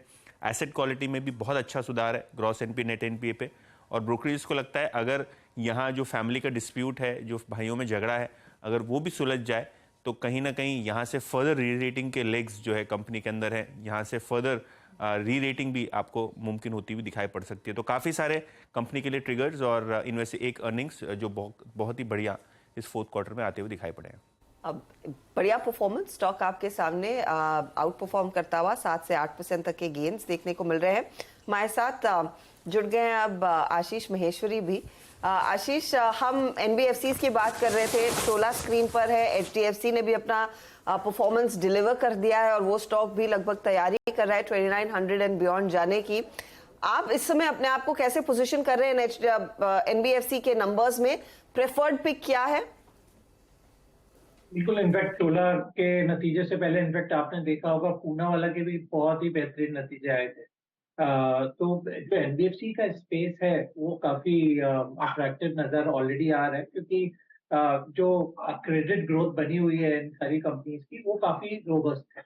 दूसरी बात, चाहे गोल्ड लोन कंपनीज हो या 2 व्हीलर 4 व्हीलर कंपनीज या फाइनेंसिंग कंपनीज हो या SME लैंडिंग कंपनीज हो, सभी तरफ जबरदस्त ग्रोथ बनी हुई है क्योंकि आप देख रहे होंगे जो इंडस्ट्री के ग्रोथ के जो डेटा आ रहे हैं उसको फ्यूल करने के लिए काफी क्रेडिट की रिक्वायरमेंट है जो NBFCs प्रोवाइड कर रही हैं। तो मुझे ये सेक्टर काफी अट्रैक्टिव नजर आता है। मेरा यहाँ पे जो फेवरेट पिक रहेगा, मुझे लगता है आप पीरामल इंटरप्राइजेस को भी देखने का आप टाइम आ गया है। तो उसके स्टॉक में भी हमने एक अच्छा खासा करेक्शन के बाद आप थोड़ा सा अपसाइड वहाँ पे भी नोटिस किया है। तो मुझे लगता है कि पीरामल इंटरप्राइजेस और पूना वाला फिनकॉर्प, ये दोनों कंपनियां अभी भी अट्रैक्टिव नजर आती है। ओके, देखिए फाइनली वो जो पुश की जरूरत थी 18,210 क्रॉस करने के लिए वो किया मार्केट ने। 18,210 पर ही है, लेकिन बस अब ये यहाँ पर हटता और 15-20 मिनट बिता दे तो वो जो लास्ट रिमेनिंग बर्स्ट है शॉर्ट कवरिंग का वो आएगा। और वो जो 8 रुपये वाला ऑप्शन था वो 22 रुपये बाय द वे हो गया, 22 हुआ और अभी 20 पर आ गया। तो एक शानदार ऑलमोस्ट 2.5 टाइम्स अच्छे से आपके ग्रिप में होगा। बुक करना आप बुक कर सकते हैं, पूरा एक्सपायरी के लिए करना आप उसके हिसाब से अप्रोच कर सकते हैं, लेकिन शानदार एक मोमेंटम इस समय मार्केट में। और अब बैंक निफ्टी में भी एक मूव आ रहा है जो थोड़ा सा अंडर परफॉर्म कर रहा था, लेकिन क्योंकि अब HDFC बैंक ने थोड़ा पार्टिसिपेट करना शुरू किया है वो HDFC के नंबर्स के बाद, तो वहाँ पर एक शानदार मूव। अच्छा महेश्वरी जी, तो ये तो बात हो गई NBFCs की, लेकिन अगर बात करें बड़े बैंकों की, सबके नंबर्स आ गए हैं एक्सेप्ट SBI। यहाँ से अब आपको और दमखम लग रहा है क्योंकि मार्केट ऑलरेडी इन सब पर रिएक्ट कर चुका है। फिर भी मुझे लगता है कि जो SBI के यदि आपने परफॉर्मेंस पिछले 2 क्वार्टर में भी देखें तो काफी स्टेबल परफॉर्मेंस SBI का रहा है। तो कहीं कोई निगेटिव सरप्राइज SBI के नतीजों में भी आपको देखने को मिलने वाली नहीं। दूसरी बात, अभी हमने देखा था करीब 630 से स्टॉक गिर के ऑलमोस्ट 505 के लेवल तक आया और अब दोबारा से यहाँ पर कंटिन्यूस एक्यूमुलेशन हो रहा है। तो मुझे लगता है कि जब ये SBI के नतीजे आएंगे तब तक ये स्टॉक बिल्कुल 600 रुपए के ऊपर जाने का पोटेंशियल रखता है। तो इनफैक्ट नंबर 1 जो पिक है पीएसयू सेक्टर में, आप मेरा ओपिनियन पूछे तो एसबीआई ही रहेगा, क्योंकि मेरा मानना है करीब 17,000 करोड़ से ज्यादा का मुनाफा इस बार एसबीआई रिपोर्ट कर सकता है, तो एसबीआई बाय करेगा। जो एसबीआई आप बाय करेंगे। अभी एक वही इवेंट जो है वो भी ड्यू हो गया है बैंकिंग के अर्निंग्स में, एक वही रह गया है। एसबीआई याद रखिएगा फिर डे हाई के क्लस्टर में आके 570 850 पे ट्रेड कर रहा है, और ये पिछले 3 दिन की कैंडल्स का हाई मोर और लेस सिमिलर है, और ये ट्रैजेक्टरी वही है जहां से ब्रेकडाउन आया था 27 जनवरी को अदानी सागा के बीच में। वही वो जोन है, कितना वो जोन है 587 577, उस 27 जनवरी की कैंडल का सबसे इंपॉर्टेंट क्लस्टर। मीनवेयर एनबीएफसीज हैं कि खत्म होने का नाम नहीं ले रही हैं। Look at Aditya Birla capital 173.10, ये मानस का एक ज़माने में प्रेफर्ड ट्रेड हुआ करता था, और मानस इस स्टॉक में जो फ्लैग का सक्सेस रेशो है वो बहुत ही बड़ा है, बहुत ही स्ट्रॉन्ग है। और आज से नहीं, आप इसको जाके रीड कीजिए मार्च 2020 से इस पैटर्न का सक्सेस रेशो ऑलमोस्ट स्क्रीन पे ही विजिबल है, मोर देन 90%, और इस बार भी सक्सेस रेशो काम करता हुआ 173.15। मानस आपकी राय क्या कहती है, इस वक्त चेज करना चाहिए इस स्टॉक को, क्योंकि बहुत दूर तक अब कोई सप्लाई जोन नहीं है, और जब मैं बहुत दूर शब्द का इस्तेमाल कर रहा हूँ 195 200। बिल्कुल बिल्कुल, देखिए 2 दिन या 3 दिन पहले ही जब 165 के ऊपर का ब्रेकआउट देखने को मिला था, तभी लग रहा था कि स्टॉक अब 185 190 की तरफ जाने की कोशिश करेगा, और पिछले 2 दिनों में कंसोलिडेशन के बाद आज फिर से एक फ्रेश ब्रेकआउट देखने को मिला है।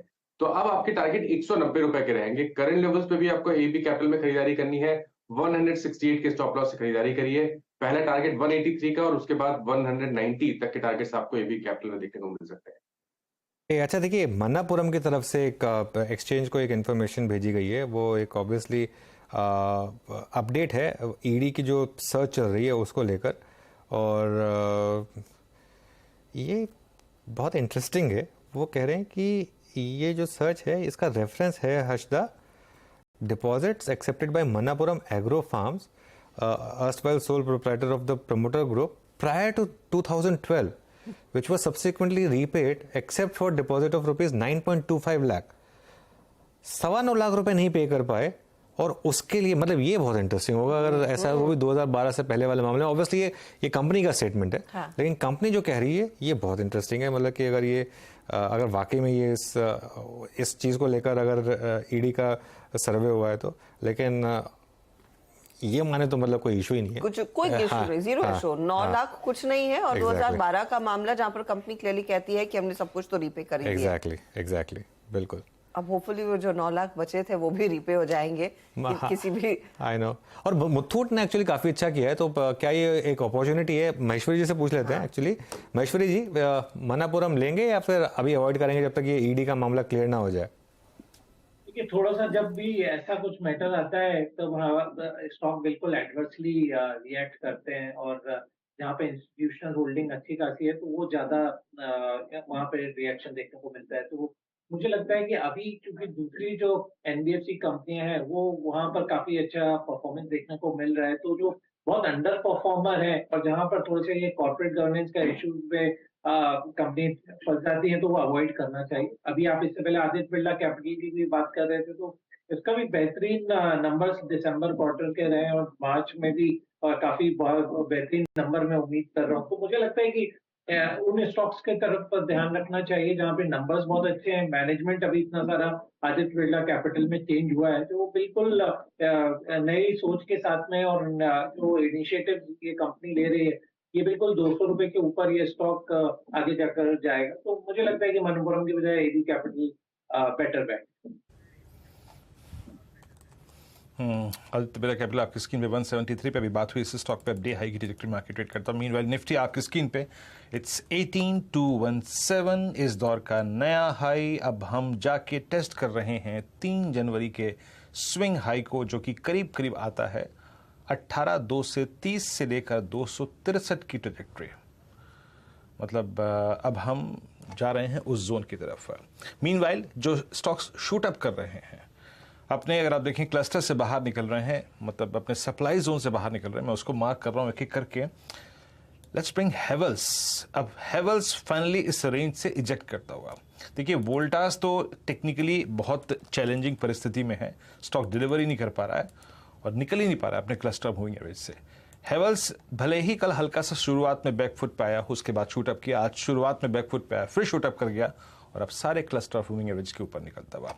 एक बार अमित जरा हेवल्स को देखिएगा। हेवल्स अब 30 नवंबर के बाद के हाईएस्ट क्लस्टर पे, वाइट गुड सेगमेंट में पहला स्टॉक जो कि रेंज से बाहर निकला है। कैसे अप्रोच करेंगे और कोई व्यू आपका ऑप्शन पे कोई व्यू हो तो? जी वीरेंद्र जी, काफी बेहतरीन स्ट्रक्चर है क्योंकि एक रेंज को क्रॉस करने की कोशिश कर रहा है। 1240 1250 इसका रेगुलर सप्लाई जोन था, उसको क्रॉस कर रहा है। इसका नेक्स्ट रेजिस्टेंस लेवल लगभग 1275 के आसपास आता है। फ्यूचर्स में अगर किसी ने कैश या फ्यूचर्स में पोजीशन बनानी है तो यहाँ पे लॉन्ग करना चाहिए। स्टॉप लॉस रहेगा लगभग 1235 रुपए का, टारगेट्स रहेंगे 1275 के, और एक बार अगर 1275 क्रॉस होता है तो मेरे ख्याल से 1300 के टारगेट्स भी इसमें पॉसिबल है। स्ट्रक्चर इसका काफी पॉजिटिव है। और रही बात ऑप्शन की, इसमें 1270 का कॉल ऑप्शन हमें मिल रहा है 24 रुपए के लगभग, सॉरी 1260 का लेंगे 28 रुपीज के लगभग। वो हम बाय कर सकते हैं with stop loss of 18 and a target of 48। 1260 का कॉल ऑप्शन, 60 का कॉल ऑप्शन ले सकते हैं आप। मार्केट में इस समय मोमेंटम ज़बरदस्त, डे हाई पर मार्केट्स तो एक काम करते हैं, अब 4 का चौका लेते हैं अपने 4 के 4 ट्रेड्स इस समय। सबसे पहले सस्ता ऑप्शन लेंगे प्रशांत सावंत की तरफ से। प्रशांत जी बताइए आपकी ट्रेड। जी एक जस्ट क्विक अपडेट दूंगा। जो बैंक निफ्टी 185 पे रेकमेंड की थी वो करीबन 245 का हाई बना चुकी है, तो मुझे लग रहा है अच्छी मूव आई है उस ऑप्शन में। और जहां तक सस्ते ऑप्शन की बात है तो मुझे लग रहा है अभी कुछ देर पहले हर्षा जी ने जस्ट एक वर्ड कहा था कि कैन एन एलिफेंट डांस, तो मुझे लग रहा है the biggest elephant is ready to dance, और वो होगा रिलायंस। करीबन ये 2440 पे चल रहा है, तो मैं इसकी एट द मनी जो कॉल है यानी 2440 की, ये करीबन 40-42 के जोन में चल रही है। 40-42 2440 स्ट्राइक प्राइस कॉल ऑप्शन, मैं इसको लेना चाहूंगा। मेरा स्टॉप लॉस होगा 28 का 28, और जो टारगेट में देख रहा हूँ वो करीबन 65 टारगेट 1 और उसके ऊपर 75 टारगेट 2। मुझे लग रहा है पोजिशनल रिलायंस एक बड़ी मूव के लिए तैयार है। इसको जस्ट 200 दिनों की एवरेज क्रॉस करनी, इसके बाद ये शायद इस महीने में ही बड़ी मूव दिखा सकता है। 2440 का कॉल लेकर चलना है रिलायंस इंडस्ट्रीज पर। एक राय आ रही है आपके लिए और डिस्क्लोजर भी आपने स्क्रीन पर देख ही लिया। अच्छा मानस, आपकी बारी। F&O superstar. एफएनओ सुपरस्टार के लिए बजाज फाइनेंस पर खरीदारी करने की राय रहेगी। स्टॉक ने हाई टॉप्स हायर बॉटम्स का कंफर्मेशन दिया है, एक्चुअली कंटिन्यूएशन है, और 200 डे मूविंग एवरेज को ब्रीच किया है। प्राइस हैंडल 6300 के आसपास था, बजाज फाइनेंस ने उसको भी ब्रीच किया है। तो करंट लेवल्स पे यहाँ पर खरीदारी करने की राय रहेगी। 6279 ये कैश लेवल्स है, वहां आपको स्टॉप लॉस लगाना है, और 6600 तक के टारगेट देखने को मिल सकते हैं। 6400 वाला कॉल ऑप्शन ले सकते हैं, 130-135 की रेंज में ट्रेड कर रहा है, वहां पर 94 के स्टॉप लॉस से खरीदारी करिए, और 225 रुपए तक के टारगेट्स इस ऑप्शन में भी देखने को मिल जाएंगे। जी बजाज फाइनेंस 6400 की कॉल अभी करीब करीब 138 पर ट्रेड करते हुए 138.15 पे आप देखें स्क्रीन पे गई है। और अब चलते हैं नेक्स्ट ट्रेड पिक करते हैं। चार्ट का चमत्कार आशीष जी के सौजन्य से आएगा, आशीष चतुर्वेदी जी के सौजन्य से। आशीष क्या पिक कर रहे हैं आप?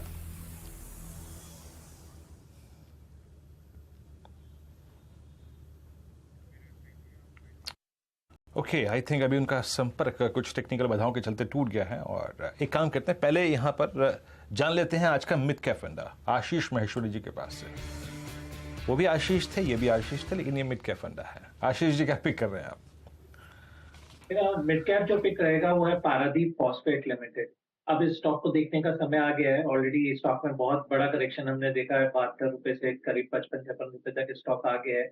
अब इसमें ट्रिगर क्या है कि जो लास्ट क्वार्टर के नंबर्स थे, हमने देखा सितंबर में 50 करोड़ के सामने करीब 180 करोड़ का मुनाफा रहा दिसंबर में, क्योंकि कंपनी का जो गोवा प्लांट है वो फुली ऑपरेशनल हो गया है। तो इस क्वार्टर में भी मेरा मानना है करीब 200 करोड़ से ज्यादा का मुनाफा पारादीप फॉस्फेट बिल्कुल रिपोर्ट कर सकता है, क्योंकि इंडिया की सेकंड लार्जेस्ट जो फॉस्फोरस बेस्ड फर्टिलाइजर कंपनी है, और जिस हिसाब से डिमांड बढ़नी हुई है फर्टिलाइजर की, मुझे लगता है काफी अंडर वैल्यूड है कंपेयर टू कोरोमंडल फर्टिलाइजर। और उनका नया एक्सपेंशन जो फॉस्फोरिक एसिड का 2 लाख टन का है वो भी इस क्वार्टर पे बिल्कुल इम्प्लीमेंट हो जाएगा। तो इस स्टॉक पे बिल्कुल नजर रखनी चाहिए, काफी वैल्यू मुझे यहाँ नजर आती है। ओके, पैरादीप फॉस्फेट्स यहाँ पर बाय करना। चलिए, आशीष चतुर्मोता से संपर्क नहीं हो रहा है, तो अमित सेठ हमारी हेल्प कर रहे हैं अब चार्ट का चमत्कार के लिए। अमित जी क्या ट्रेड होगी? सबसे पहले शुक्रिया इस लास्ट मोमेंट पर एकोमोडेट करने के लिए। क्या ट्रेड लेंगे? अनुज जी, मेरा कन्विक्शन अभी भी कोटक बैंक के साथ ही है, जो 2 बजे रिकमेंड किया था लगभग 1934 के लेवल पे। अगर इसको देखें तो कोटक बैंक में एक फ्लैग का ब्रेकआउट हो रहा है, पिछले 3 से 4 दिनों की रेंज को क्रॉस कर रहा है, मोमेंटम काफी अच्छा है इसमें। मुझे लगता है कि बैंक निफ्टी और बाकी जो पूरे प्राइवेट सेक्टर बैंक्स में जो मोमेंटम देखने लाइक एचडीएफसी, इसको भी बेनिफिट मिलेगा। टेक्निकली इस चार्ट का स्ट्रक्चर काफी बेहतरीन है इसका भी। 1941 का प्राइस है इसका, 1920 का स्टॉप लॉस रहेगा और 2000 के टारगेट्स रहेंगे। ओके, कोटक महिंद्रा बैंक का अब ये पुश कर रहा है बैंक निफ्टी को 43,530 इस समय बैंक निफ्टी, और वो 43,600 जो ऊपरी जोन है उससे अब बस सिर्फ 70 पॉइंट दूर, और निफ्टी भी अब 18,220।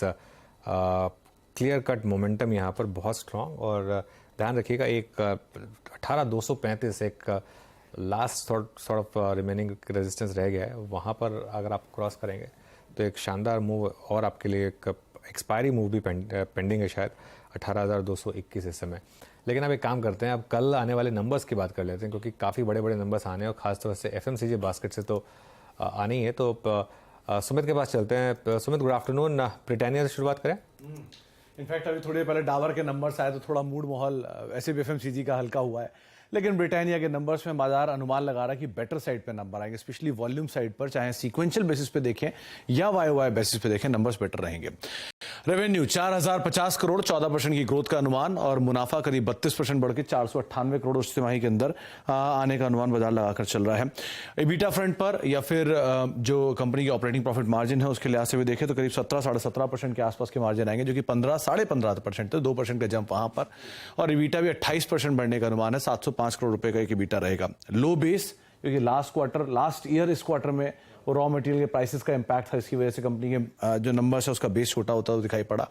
वॉल्यूम का ट्रेंड लास्ट क्वार्टर में 1% की ग्रोथ थी, इस बार 4 से 5% है, जो कि 5% के सामने आते हुए दिखाई पड़ेगी, 4% सामने आएगी। तो अगर ये अपर एंड को ब्रीच करता है तो अनुमान से बेटर साइड पर आप इसे मान के चल सकते हैं। लेकिन इधर भी कमेंट्री वाला पार्ट क्रूशल रहेगा। टियर 2 टियर 3 सिटीज की डिमांड, कॉम्पिटिशन फ्रॉम आईटीसी और पार्ले कैसा रहता है वो, और इनपुट कॉस्ट का क्या ट्रेजेक्ट्री है, वो एक पार्ट है, इसको आप जरूर ध्यान रखेंगे ब्रिटानिया केस में। लाइकवाइज अब मैरिको के नंबर्स की बात किया तो मैरिको के केस में इतने अच्छे नंबर नहीं होंगे जितने ब्रिटानिया केस में, लेकिन नंबर्स वहां पर भी बेटर है। 5.5% ग्रोथ का अनुमान है, करीब 2275 करोड़ रुपए की एक रेवेन्यू, 284 करोड़ रुपए का मुनाफा, 10% बढ़ने का अनुमान मुनाफे फ्रंट पर। एबिटा 17 से 18% के बीच में रहने का अनुमान है, जो कि 16% था, तो 1.5 से 2% के आसपास का एबिटा मार्जिन, और एबिटा भी 17% बढ़ के 405 करोड़ रुपए इस तिमाही के अंदर आने का अनुमान बाजार लगाकर चल रहा है। 2-3 जो क्रूशियल चीजें यहां पर हैं, उसमें एक वॉल्यूम ग्रोथ 4 से 5%, ब्रिटानिया केस में 1% सीक्वेंशियल के सामने आ रहा था, यहां 4% के सामने 4 से 5% है, तो ट्रेजेक्ट्री पॉजिटिव साइड पर है। लो बेस में वाई बेसिस पे काम करेगा, लेकिन सीक्वेंशियल बेसिस पे फ्लैट साइड पे आते हुए दिखाई पड़ सकते हैं। पैराशूट को लेकर कमेंट्री, इनपुट कॉस्ट, पिछली नारियल के प्राइसेस को लेकर जो बढ़े हुए थे अब तक, उसका कैसा इंपैक्ट आता है, और सफोला की क्यू ऑन क्यू ग्रोथ कैसी देखने को मिलती है, ये कुछ चीजें हैं जिनको बाजार कीनली वॉच करेगा। लेकिन अब तक जो एडिबल ऑयल स्पेस है उसमें वीक नंबर थे अदानी विल्मर के, तो अब अगर यहां पर भी कुछ वैसी वीकनेस आती है तो शायद बाजार उसको इंपैक्ट करता हुआ दिखाई पड़ सकता है। ओके, तो ये फिलहाल आपके लिए क्लियरली एक्सपेक्टेशंस ब्रिटानिया और मैरिको के। पहले इन दोनों स्टॉक्स की बात कर लेते हैं। कंसिडरिंग ब्रिटानिया हम कुछ ही देर पहले डिस्कस कर भी रहे थे, और अब मैरिको भी रेडार पर आता हुआ। जैसे सुमित ने खुद कहा कि डाबर के नंबर्स के बाद थोड़ी सी एक्सपेक्टेशन नर्म पड़ रही है, एटलीस्ट मैरिको के केस में। आशीष चतुर्मोता, एफएमसीजी कंपनियों पर हमने देखा है कि एचयूएल, आईटीसी सबसे बड़े मूवर्स रहे हैं, लेकिन ये जो बाकी कंपनियां हैं वो कितना बेहतर डिलीवर कर पाएंगी? आप लोग इस समय क्या स्टांस रख रहे हो? बिल्कुल, तो हर्षदा देखिए, इसमें हमने कुछ मिड कैप कंपनीज पे फोकस किया था, और इसकी चर्चा भी हमने आपके शो पे की थी इनफैक्ट 1.5 महीने पहले, और स्टॉक था बेक्टर फूड्स, जो हमें लगता है कि एक बहुत ही बढ़िया प्ले था पूरा इस एफएमसीजी को भी प्ले करने का, क्योंकि इनका बिस्किट सेगमेंट था, साथ ही साथ ब्रेड्स के अंदर में, प्रीमियम ब्रेड्स के अंदर में थे, और क्यूएसआर थीम को भी प्ले करने के लिए बहुत ही बेहतरीन पिक था। तो हमने जो हमारी पोजिशनिंग की है वो इस स्टॉक के अंदर में की है, rather than betting on the larger cap names. और लार्ज कैप में हमने सिर्फ आईटीसी के ऊपर फोकस किया है, तो आईटीसी तो हमें अभी भी काफी पसंद है, बट मिड कैप में अभी भी हमारा मानना है कि बेक्टर फूड्स एक बहुत ही सिग्निफिकेंट डिस्काउंट पे ट्रेड करता है अपने पियर्स के सामने, और जिस तरह की QSR की ग्रोथ ट्रेजेक्ट्री है और जो FMCG का जो इनका बिजनेस है वो काफी अच्छा कर रहा है, उसको देखते हुए हमें लगता है कि स्टॉक इवेंचुअली 720-730 रुपए की ट्रेजेक्ट्री में जाता हुआ नजर आता है। और एक बहुत ही बढ़िया ब्रेकआउट आज भी हुआ है मंथली चार्ट्स पर, तो मेरे हिसाब से 610 रुपए पे एक अच्छा बेस है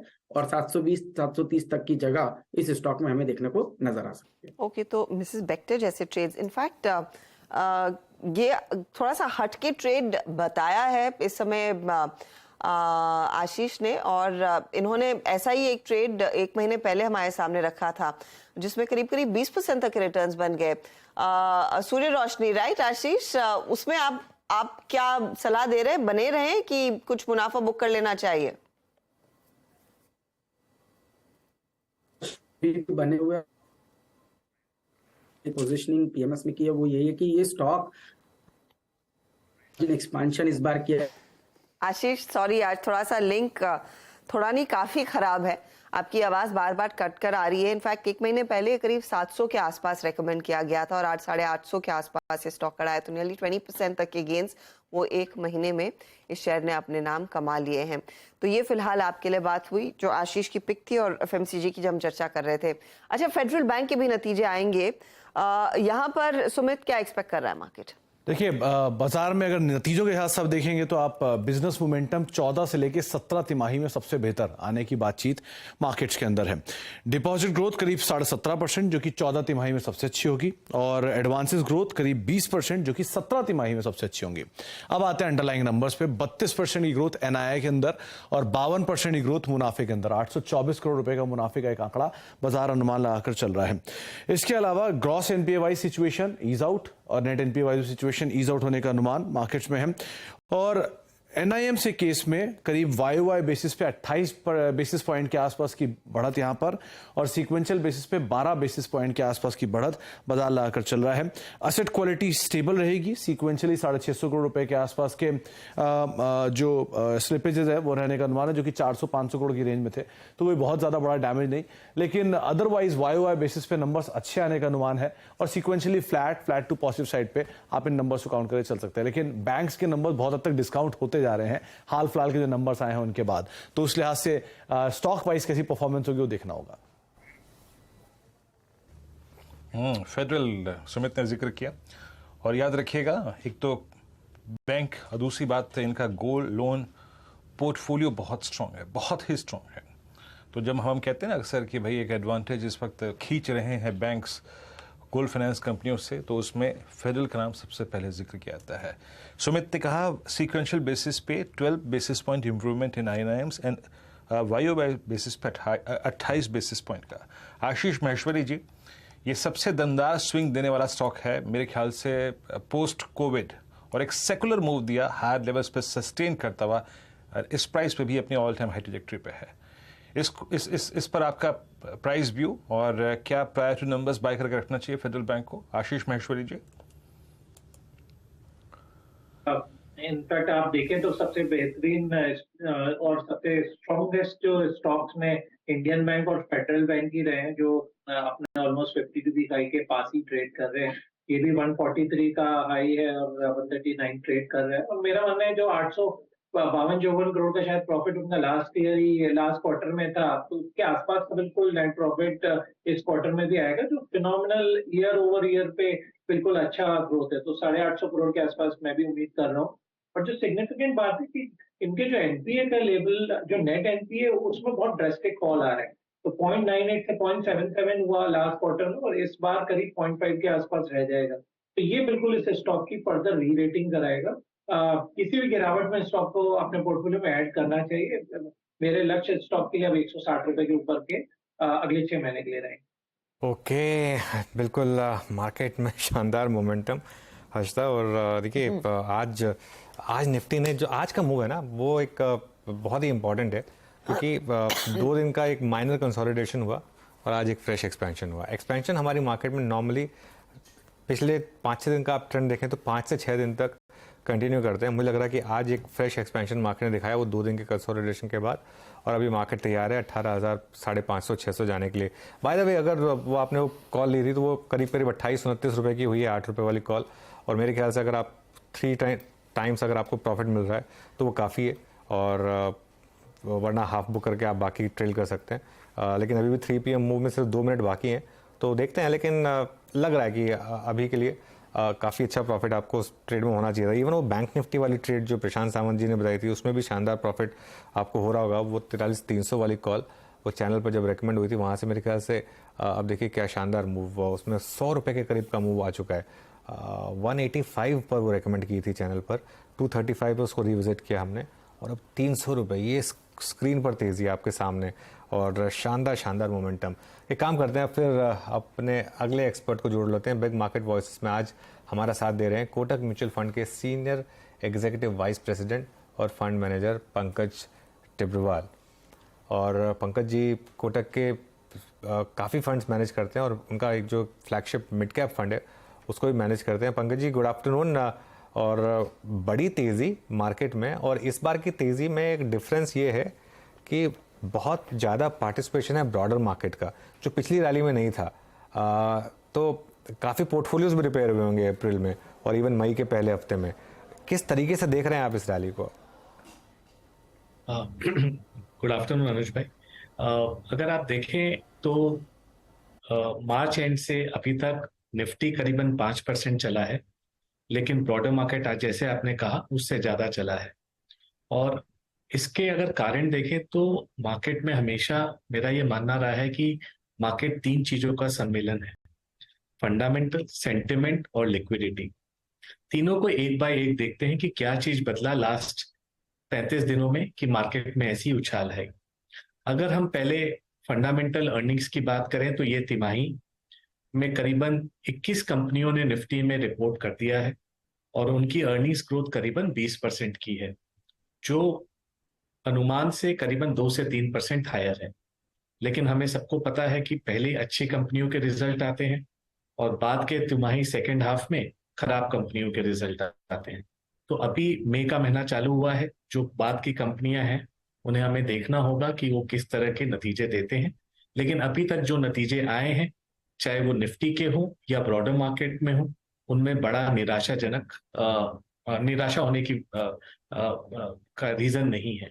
तो एक ये फंडामेंटल सपोर्ट मिला, और इसका अगर आप ग्लोबल में भी देखें तो करीबन 65% of market cap US S&P 500 ने रिपोर्ट कर दिया है, और बहुत तिमाहियों के बाद 80% कंपनियों ने अपनी अर्निंग्स को बीट की है और एक्सपेक्टेशन से। सो क्लियरली चाहे यूएस देखिए कि इंडिया, जो आप तिमाही में घुसे थे सोच के कि रिजल्ट्स इतने अच्छे नहीं होंगे, लेकिन अभी तक रिजल्ट्स इतने खराब नहीं हुए हैं, तो मार्केट को एक सपोर्ट मिला। दूसरा, अगर आप लिक्विडिटी की बात करें तो हमने देखा लास्ट 3-4 महीने हमारे विदेशी फ्रेंड्स लोग सब बेच रहे थे, लेकिन अप्रैल का महीना ऐसा था जहां पर 12,000 करोड़ प्लस के हमने FI इनफ्लोस देखे, और बहुत महीनों बाद ये नंबर पॉजिटिव हुआ। अगर हम लास्ट 12 महीना ट्रेलिंग का क्यूमुलेटिव FI फ्लोस देखते हैं तो वो नेगेटिव से अब पॉजिटिव की तरफ या न्यूट्रल जोन की तरफ जा रहा है, जो काफी टाइम से नहीं हुआ था। और लिक्विडिटी का कहीं ना कहीं सपोर्ट अपने को FIs की तरफ से देखने को मिल रहा है।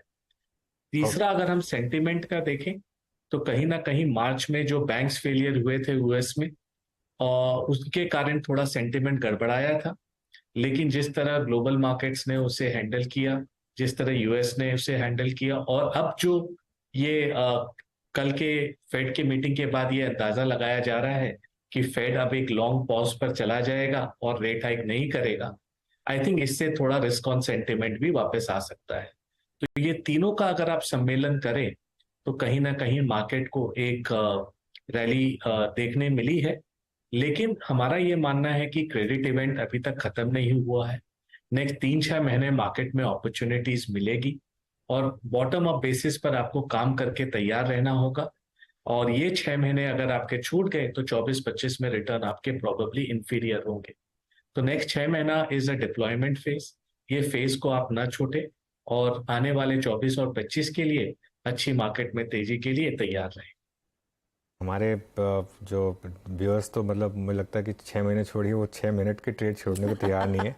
18,251 क्रॉस किया हमने हर्षदा अभी और वो जो ऑप्शन था वो 8 रुपये वाला 52 रुपये विजिट कर आया है। मतलब इस तरीके की तेजी अभी भी स्क्रीन पर 45 नहीं। बहुत बढ़िया ट्रेड। और आपने इनफैक्ट इनिशियली जब उसको आइडेंटिफाई किया आपने कहा था 40 तक तो जा सकता है, 40 तक जा सकता है। मैं कहा 40 तक जाने की पूरी तरह ना, 8 रुपए का रिस्क है। लेना चाहे तो आप लेके 40 तक टारगेट लग रहा था कि वो हर्षदा आएगा। कहीं स्क्रीन बता रही थी कई बार कि आज स्क्रीन बता रही थी, आपको शाउट कर रही थी कि ये आएगा मूव आज। बहुत बढ़िया मूव्स देखने को मिल रहे हैं। इनफैक्ट आज ही नहीं, इनफैक्ट पिछले इस 1.5 महीने में जो हमने देखा है मिस्टर टिब्रेवाल, गुड आफ्टरनून, एक कोहेसिव रैली देखने को मिल रही है। पहले लार्जली पिछली बारी जब वो रैली आई थी वो लार्जली हैवी वेट्स की थी, लेकिन अब की बारी स्मॉल कैप मिड कैप्स ने भी पार्टिसिपेशन अच्छा खासा दिखाया है। एज अ फंड मैनेजर मुझे बताइए, आपने कहा कि अगले 6 महीने एक बहुत बढ़िया मौका है जहां पर आपने बस फंड्स डिप्लॉय करने हैं, तो इस समय आप किस तरह के आइडियाज आइडेंटिफाई कर रहे हैं? कितना वेटेज आप बढ़ाएंगे मिड और स्मॉल कैप्स में गोइंग फॉरवर्ड यहां से? तो क्लियरली जो juicy valuation mid and small cap में होने चाहिए वो अभी तक नहीं आए हैं, और हम 2 इंडिकेटर ट्रैक करते हैं। एक है अर्निंग्स यील्ड। जस्ट आपके दर्शकों को बता दें, अर्निंग्स यील्ड का डेफिनेशन 1/PE होता है, प्राइस टू अर्निंग रेशियो, और ये एक बहुत ही सॉलिड इंडिकेटर हमारे लिए रहा है इन द पास्ट कि डायरेक्शनली कब मिड एंड स्मॉल कैप सस्ते हुए हैं और कहाँ पैसा बनने का है। अगर आज मैं देखता हूं तो लार्ज और मिड के ट्रेलिंग 12 मंथ्स अर्निंग्स यील्ड में ज्यादा फर्क नहीं है, तो आज वो रिस्क लेने की जरूरत नहीं है। जो लार्ज कैप में हमें अर्निंग्स यील्ड मिल रहा है वही मिड कैप में मिल रहा है। नॉर्मली इन दोनों का करीबन गैप 100 से 150 बेसिस पॉइंट मिनिमम रहता है, आज कोई भी गैप नहीं है। और लार्ज और स्मॉल के बीच में करीबन 125 से 150 बेसिस पॉइंट का गैप है, लेकिन हमें लगता है ये गैप और ज्यादा होना चाहिए for risk to be absorb. दूसरी अगर हम देखें तो सेक्टर वाइज हमें लगता है कि मैन्युफैक्चरिंग जो हम 2 साल से बात कर रहे हैं उनमें कहीं ना कहीं ट्रैक्शन है, और जितने भी अभी नतीजे आए इस सेक्टर को कैपिटल गुड्स को रिलेटेड, आपने देखा ऑर्डर इनफ्लो काफी स्ट्रांग था, रेवेन्यू ग्रोथ और मार्जिन्स में काफी स्ट्रांग स्ट्रेंथ देखा गया। और ये खाली इंडिया में नहीं, आप यूएस की सारी कंपनियों में देखें कैपिटल गुड इंडस्ट्रियल में यही ट्रेंड देखने को मिल रहा है। सेकंड, अगर बैंकिंग एंड फाइनेंशियल्स में देखें तो काफी स्ट्रांग नतीजे रहे हैं सारे बैंक्स के, और लास्ट 2-3 दिन में जो एनबीएफसीज ने भी रिपोर्ट किया उनमें लोगों का ये एक्सपेक्टेशन था कि कहीं ना कहीं मार्जिन पर प्रेशर आएगा, बट मार्जिन पर प्रेशर हमें दिखा नहीं। तो ये दोनों एक बड़े सेक्टर कॉल है।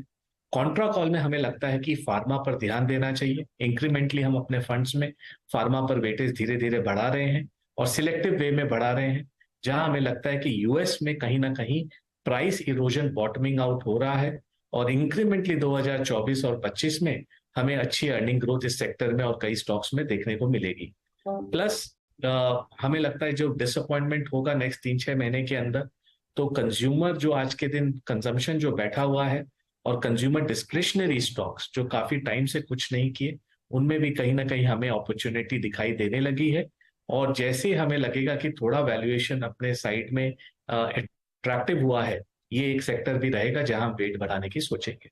तो ये ब्रॉडली सेक्टरल व्यू रहा है, और हमें लगता है मिड एंड स्मॉल कैप में फुल हॉक जाने के लिए अभी भी थोड़ा समय है, क्योंकि अर्निंग्स यील्ड नहीं दिखा रहा है। और दूसरा एक सेंटिमेंट इंडिकेटर वैल्यू 100 पार्टिसिपेशन हम जो ट्रैक करते हैं वो भी हमें अभी तक संकेत नहीं दे रहा है कि हमें full fledged mid and small cap में जाना चाहिए। ओके, पंकज जी की टिप्पणी आपने मिड कैप और स्मॉल कैप्स को लेकर सुनी, और एक और चीज़ सुना आपने कि फार्मा पे थोड़ा फोकस कीजिए। याद रखिएगा, अगर आप इंडस्ट्रीज को देखें तो 17 मार्च से लेकर टिल डेट सबसे स्ट्रॉन्ग प्राइस परफॉर्मेंस देने वाले इंडाइसिस में से निफ्टी फार्मा एक रहा है। 11,600 का लो था 22 मार्च को, अभी करीब आप 12,600 पे खड़े हैं। दैट मीन्स अब आप तैयारी कर रहे हैं 20 अप्रैल के हाई को क्रॉस करने के लिए। बहुत एक स्ट्रॉन्ग पॉइंट पंकज जी ने यहाँ रखा। अच्छा पंकज जी, एक और चीज़ है, बीते 1 साल के ड्यूरेशन में जिसने एक मल्टी एसेट अप्रोच रखी, जिसने गोल्ड पे भी फोकस किया उसने पैसा कमाया, जिसने इक्विटी पे पैसा लगाया उसने भी पैसा कमाया, but not in the same concept जैसे कि गोल्ड में बनाया। लोगों ने डेट पे भी कैपिटलाइज किया। अब जब आपके पास एक सेंस और आपको एक आभास हो रहा है कि रेट हाइक की जो प्रोसेस है वो अब अपने अंतिम चरण में है, उसका एक इम्पैक्ट आपको डेट पे मिल चुका है, अब आपको एक बार गोल्ड भी मिल चुका है, क्या अपना गोल्ड पोर्टफोलियो थोड़ा ट्रिम करना चाहिए? क्या अपना डेट पोर्टफोलियो थोड़ा सा ट्रिम कर देना चाहिए? आपने कहा अगले 6 महीने अगर कैपिटलाइज वाकई करने का वक्त है, तो क्या उन चीज़ों को, उस पोर्शन को अपने पोर्टफोलियो को थोड़ा कम करके थोड़ा इक्विटी पे कैपिटलाइज करें? आपका मत ये होगा? हम यही एडवाइस कर रहे हैं कि इक्विटी का एलोकेशन आप धीरे धीरे बढ़ाइए, पर इसका ये मतलब नहीं है जो 5-10% हम गोल्ड को एडवोकेट कर रहे हैं उसे आप कंप्लीटली जीरो कर दीजिए। क्योंकि अगर आप देखें नरेंद्र जी की ग्लोबली डॉलर के ऊपर एक बड़ा डिबेट चल रहा है और कई सारे सेंट्रल बैंक्स इस बार अपने रिजर्व्स में गोल्ड को इंट्रोड्यूस कर रहे हैं। और लास्ट ईयर हमने देखा कि पूरे साल में हमने जितना गोल्ड खरीदा लास्ट प्रीवियस 3 साल में नहीं खरीदा था ग्लोबली सेंट्रल बैंकर्स ने। तो कहीं ना कहीं गोल्ड को ये सपोर्ट मिलेगा और ये जो डॉलर की डिबेट चल रही है उसके कारण काफी सारे सेंट्रल बैंक्स अपने रिजर्व्स को डाइवर्सिफाई करने की कोशिश में है। सो गोल्ड से मतलब मेरा ये हमारा ये एडवाइस रहेगा कि 5 से 10% एलोकेशन मल्टी बनाए रखें और जो इक्विटी में या तो आप न्यूट्रल या अंडरवेट थे उसको नेक्स्ट 3 से 6 महीने के अंदर अपने धीरे धीरे करके आप बढ़ा लीजिए, क्योंकि मार्केट एक साइडवेज वॉलेटाइल रेंज में रहने वाला है और इस रेंज के जब भी आपको नीचे की मिले जो मार्च में हमने देखा था अपॉर्चुनिटी मिली थी उसमें आप धीरे धीरे उसे बढ़ा ले। Pankaj ji, mid cap IT यहाँ पर क्या किया जाए, क्योंकि यहाँ पर नंबर्स क्लियरली एक चीज़ बता रहे हैं कि शायद ठीक ठाक है सब कुछ यहाँ पर, और इसके लिए अब लेकिन प्रीमियम बहुत बढ़ गया अब इनका compare to large cap IT, क्योंकि लार्ज कैप आईटी बहुत ज़्यादा गिरा, मिड कैप आईटी इतना नहीं गिरा। अब क्या किया जाए यहाँ पर? हमें लगता है कि लार्ज कैप आईटी में बेटर अपॉर्चुनिटी है because as you rightly said कि मिड कैप आईटी का प्रीमियम अब थोड़ा बढ़ गया है। लेकिन एक कंपनी अगर स्पेसिफिक को हटा दे जिन्होंने बहुत डिसअपॉइंट किया लार्ज कैप में, तो ब्रॉडली अगर हम डिमांड कमेंट्री सुने कंपनियों की और जो नतीजे उन्होंने गाइड किए आने वाले तिमाही और 2 तिमाही में इतने खराब नहीं है जितना मार्केट एक्सपेक्ट कर रहा था जब जो बड़े कंपनी ने डिसअपॉइंट किया। तो क्लियरली हमें लगता है कि आने वाले नेक्स्ट 1 तिमाही में लार्ज कैप पर ज्यादा फोकस करना चाहिए आईटी में रादर देन मिड कैप। और मिड कैप में भी कई 1-2 कंपनियां हैं जो वैल्यूएशन 5 ईयर के एवरेज में नीचे आ गई हैं, तो उन पर फोकस करें। बट ब्रॉडर बास्केट में मिड कैप अभी भी आईटी में इतने अट्रैक्टिव नहीं हुए हैं, वो अपने 5 साल के वैल्यूएशन के ऊपर 1 स्टैंडर्ड डेविएशन ऊपर में ट्रेड कर रहे हैं। और लार्ज कैप में ये अपॉर्चुनिटी दिखाई क्लियरली दे रही है कि आप अगर आईटी में वेट बढ़ाना है तो पहले लार्ज कैप पर फोकस करिए rather than mid and small cap वाले आईटी कंपनी। ओके, आईटी पे पंकज की टिप्पणी। Meanwhile Nifty at day high 18,265, तो एक्सपायरी के दिन सबसे बड़े कॉल राइटर 200 के ऊपर जैसे ही निफ्टी निकला 67 पॉइंट ऊपर जुड़ चुका है। And same is the case with Nifty bank. एक बार स्क्रीन पे निफ्टी बैंक लेके आएंगे। इट्स 4370, यानी अपने सबसे बड़े कॉल राइटर के जोन के ऊपर अब करीब 210 पॉइंट के फ्रैक्शन से ये क्लोजिंग होती हुई, मतलब क्लोजिंग की तरफ बढ़ता हुआ। मगर जी एक और प्रश्न है आपसे, फिर वही रेट का जो पॉज सर्वप्रथम भारत में हुआ, सबसे बड़ा इम्पैक्ट एचएफसीज पे हमने देखा, लेकिन on ground real estate prices जिसे कहते हैं ना फ्लाइंग हाई, बोथ चाहे वो मुंबई का मार्केट हो, महाराष्ट्र का हो, चाहे दिल्ली एनसीआर का हो। आपकी अप्रोच इस वक्त रियल स्टेट पे क्या है? क्या एचएफसीज के थ्रू खेलें इसको, रियल स्टेट के थ्रू खेलें, या फिर जो रियल स्टेट एंसिलरी है जो हमने पोस्ट कोविड देखा था, जो बहुत स्ट्रॉन्ग स्विंग देखे गए थे, उनको चेज करना चाहिए? 3 सेगमेंट है हमारे पास, कैसे अप्रोच करेंगे आप इसको? सो हमारा व्यू स्ट्रक्चरली रियल एस्टेट पर पॉजिटिव है। बीच बीच में ऊपर नीचे होता रहेगा, थोड़ा स्लोनेस दिखेगा जो लास्ट 1-1.5 महीने से दिख रहा है। बट अगर आज भी अफोर्डेबिलिटी इंडेक्स देखें तो कहीं ना कहीं वो अपने फेवर में है, इवन ब्याज दर बढ़ने के बाद। और अगर आप 2014 से 2022 का रियल एस्टेट प्राइस कैगर देखें जो आपके दर्शकों को काफी सरप्राइज कर देगा, वो 2 से 3% का ही कैगर है। नॉर्मली हमें लगता है कि रियल एस्टेट में इन्वेस्ट करके बहुत बड़ा पैसा बनता है, बट अगर आप 8-9 साल का कैगर देखें तो वो 2-3% का ही प्राइसिंग कैगर है। तो कहीं ना कहीं रियल एस्टेट मार्केट अभी भी बहुत अच्छे तरीके से नहीं आया है और हमें लगता है कि नेक्स्ट 4-5 साल में रियल एस्टेट काफी ठीक करेगा। और इसे हम 2 भागों में एक्सप्रेस कर रहे हैं। पहला जो होम इम्प्रूवमेंट सेगमेंट है, जो एंसिलरी आपने बताया, चाहे वो टाइल हो, प्लाईवुड हो, सीमेंट हो, कंज्यूमर ड्यूरेबल हो, मैट्रेस हो, वो पूरी एक सेगमेंट जब भी रियल एस्टेट अपना एक अच्छा करता है। और ये ना भूले कि ये एक बड़ा हाथी है जब ये हाथी मूव करता है तो 200 इंडस्ट्रीज को साथ में लेके मूव करता है। तो काफी सारी एंसिलरी इंडस्ट्रीज अच्छी लग रही हैं। सेकंड, जो होम फाइनेंसिंग कंपनीज हैं वो भी अच्छी लग रही हैं। हम थोड़े रियल एस्टेट प्योर डेवलपर से मतलब थोड़ा उस पर हमारा कंसर्न रहता है, क्योंकि ये अगर हम पास देखें तो ये वेल्थ क्रिएटर्स नहीं रहे हैं, वेल्थ डिस्ट्रॉयर्स रहे हैं एज अ सेगमेंट, और कहीं ना कहीं ये शेयर होल्डर फ्रेंडली नहीं रहे हैं कैपिटल एलोकेशन और ओवरऑल वेल्थ जनरेशन।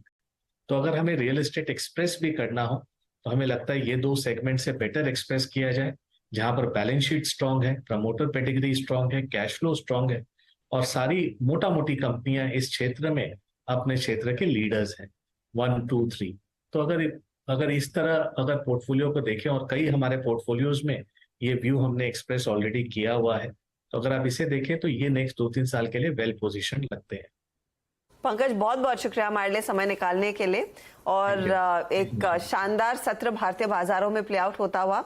निफ्टी तो ऑफ कोर्स 18,250 के ऊपर एकदम टिक गया है, लेकिन निफ्टी बैंक आपकी स्क्रीन पर लेकर आते हैं और यहाँ पर देखते ही देखते 400 पॉइंट की तेजी, जी हाँ 400 पॉइंट की तेजी, और सुबह में किसी को ये आभास नहीं था कि इस तरह का मूव देखने को मिलेगा।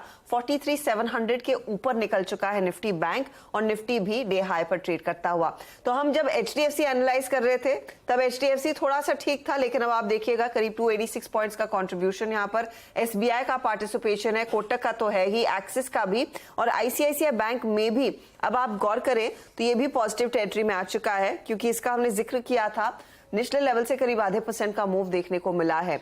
इन बैंकों का पुश, ऑफ कोर्स HDFC का पुश, और ओवरऑल जो सेंटिमेंट है और भी मजबूत होता हुआ। अनुज, अब तो 18,300 पलक झपकते हो जाएगा।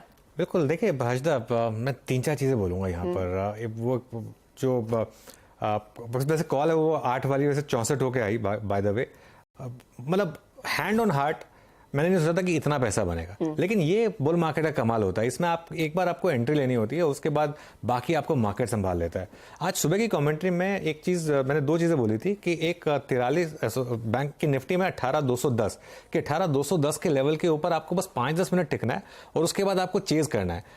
ये मैंने इसीलिए पहले चेज करने को बोले हुए लग रहा था कि 18,200 क्रॉस होगा। बैंक निफ्टी में मैं वेट कर रहा था 43,600 की। 43,600 देखिए आप जैसे ही क्रॉस हुआ, एकदम से कैसे बैंक निफ्टी ने 110 पॉइंट ऐड करें। ये 110 पॉइंट ये 4 या 5 मिनट में ऐड हुए हैं, और वो 43,600 क्रॉस होते ही, तो ये जो टिपिकल ये आज का पैराबोला है। ये मतलब वैसे तो मार्केट अपने आप एक पैराबोला में रहा है, लेकिन ये आज का पैराबोला है। वो 43,600 की बैंक निफ्टी की कॉल जब हमने 3 बजे का मूव स्टार्ट किया था, वहाँ के मुकाबले अगर आप कंपेयर करेंगे तो उस समय ये 3 बजे करीब करीब थी 20 रुपए पर। ये 20 रुपए वाली कॉल ऑब्वियसली करीब करीब 100 रुपए तक आई। तो ये इस तरीके का मोमेंटम है यहाँ पर। अब 43,600 आपने क्रॉस कर दिया है। अच्छा, अब मैं अपने आप से ये पूछ रहा हूँ, कल भी हमने ये बात डिस्कस की थी कि अब मार्केट को क्या परेशान कर सकता है, क्योंकि मार्केट के फेवर में सब कुछ जा रहा है। क्रूड मार्केट के फेवर में जा रहा है, नंबर्स मार्केट के फेवर में जा रहे हैं, और मार्केट बिल्कुल भी रिएक्ट नहीं कर रहा है यूएस मार्केट की डिक्लाइन की। एक ही रिस्क है सिर्फ, यूएस मार्केट में कैपिटुलेशन नहीं होना चाहिए, और यूएस मार्केट में वो जो बैंकों का रिस्क है वो किसी तरीके के क्रेडिट रिस्क में या सिस्टमिक रिस्क में नहीं कन्वर्ट होना चाहिए। वो अगर हो गया तो फिर तो खैर वर्ल्ड मार्केट में एक हलचल मचेगी। वो अगर नहीं हुआ तो ये मार्केट, और इस मार्केट में देखिए बहुत लोग पार्टिसिपेट नहीं कर पाए, ये मार्केट इतनी जल्दी से ऑल टाइम हाई की तरफ भागेगा। और वो जो हमारा 45,000 का मई का एक जादुई आंकड़ा था बैंक निफ्टी का, मुझे लग रहा है आज उसकी शुरुआत हो गई है। बैंक निफ्टी ने जिस तरीके का फ्रेश एक्सपेंशन दिया है आज, 43,700 मेरे ख्याल से ऑल टाइम हाई कितना रहा है, 44,100 क्या ऐसा कुछ बैंक निफ्टी का 44,151, और ये भी मेरे ख्याल से क्लोजिंग हाई नहीं रहा होगा। आज मेरे ख्याल से हम बैंक निफ्टी में तो क्लोजिंग हाई के काफ़ी करीब होंगे। जो ऑल टाइम बैंक निफ्टी का क्लोजिंग हाई रहा है, ये इंट्राडे हाई था बैंक निफ्टी का जो हमने देखा था, क्लोजिंग हाई था 44,049, और ये इंट्राडे हाई था 44,151। ये दोनों के दोनों एक ही दिन हुए थे। ये डेट थी एग्जैक्ट जो आपकी स्क्रीन पर फ्लैश हुई थी, वो आएगी वापस 14 दिसंबर 2022। 14 दिसंबर 2022 को ये हमने 52 वीक हाई लगाया था। उसके बाद से बैंक निफ्टी ने काफ़ी अंडर परफॉर्म किया, और अब एक फ्रेश आउट परफॉर्मेंस की तरफ जा रहे हैं हम। मुझे लग रहा है कि आपको ये अब 18,500 तक निफ्टी पर, और सीधा 44,200 44,500 तक बैंक निफ्टी में अब ये मूव ओपन हुआ है। बहुत स्ट्रॉन्ग मोमेंटम देखने को मिल रहा है। आशीष चतुर्मोता, इस तेजी में of course I am sure निवेशकों ने हिस्सा लिया है, लेकिन अगर अभी भी लोगों के मन में दुविधा है तो उसको पूरी तरह से साफ करना चाहिए कि यही मार्केट है जहां पर आप छाती ठोक कर पैसा लगाएं। बिल्कुल हर्षदा, देखिए हम काफी पॉजिटिव रहे हैं। सबसे निफ्टी ने 17,400-500 का लेवल क्रॉस किया और ये बात भी काफी बार हुई और अनुज ने भी कई बार चैनल पे जब हम डिस्कशन कर रहे थे कि बैंक निफ्टी इस पूरे मूव को कहीं ना कहीं लीड करेगी और ये आज रिफ्लेक्शन पूरी तरह नजर आ रहा है। तो 44,000 के जो स्तर है वो तो मुझे लगता है बहुत ही जल्द क्रॉस होंगे और कहीं ना कहीं नए ऑल टाइम हाई आपको बैंक निफ्टी में बनेंगे। और यही स्ट्रक्चर मुझे लगता है इंडेक्स के अंदर में, जहां पर एक बहुत ही बेहतरीन ब्रेकआउट हो चुका है और मैं समझता हूं 19,000 की जो ट्रेजेक्ट्री है वो आने वाले कुछ महीनों के अंदर में ही निफ्टी के अंदर देखने को नजर आ सकती है। तो यहां से अगर से आप एक medium term long term view लेकर के इन्वेस्ट करें तो यहां से एक बहुत ही बढ़िया कंसोलिडेशन का ब्रेकआउट बाजार दे चुका है और ओवरवेट पोजीशंस कहीं ना कहीं बैंकिंग स्पेस को ध्यान में रखते हुए मार्केट के अंदर में बनाई जा सकती है। ओके, इस बीच जरा देखिए आप HDFC बैंक आपके स्क्रीन पे 1732 ये close, it will be an all time high close for HDFC bank. शिखर पर HDFC बैंक और आज सुबह से कितने स्टॉक्स के आप देखें तो आज ऑल टाइम हाई पे it's HDFC bank at all time high, Chola finance eight all time high, ABB eight all time high. उसके बाद आप लेके आइए नहीं, ये कुछ ऐसे स्टॉक्स है जो कि ऑल टाइम हाई पे थे, मतलब गजब दिन रहा आज। HDFC बैंक आपके स्क्रीन पे eight all time high.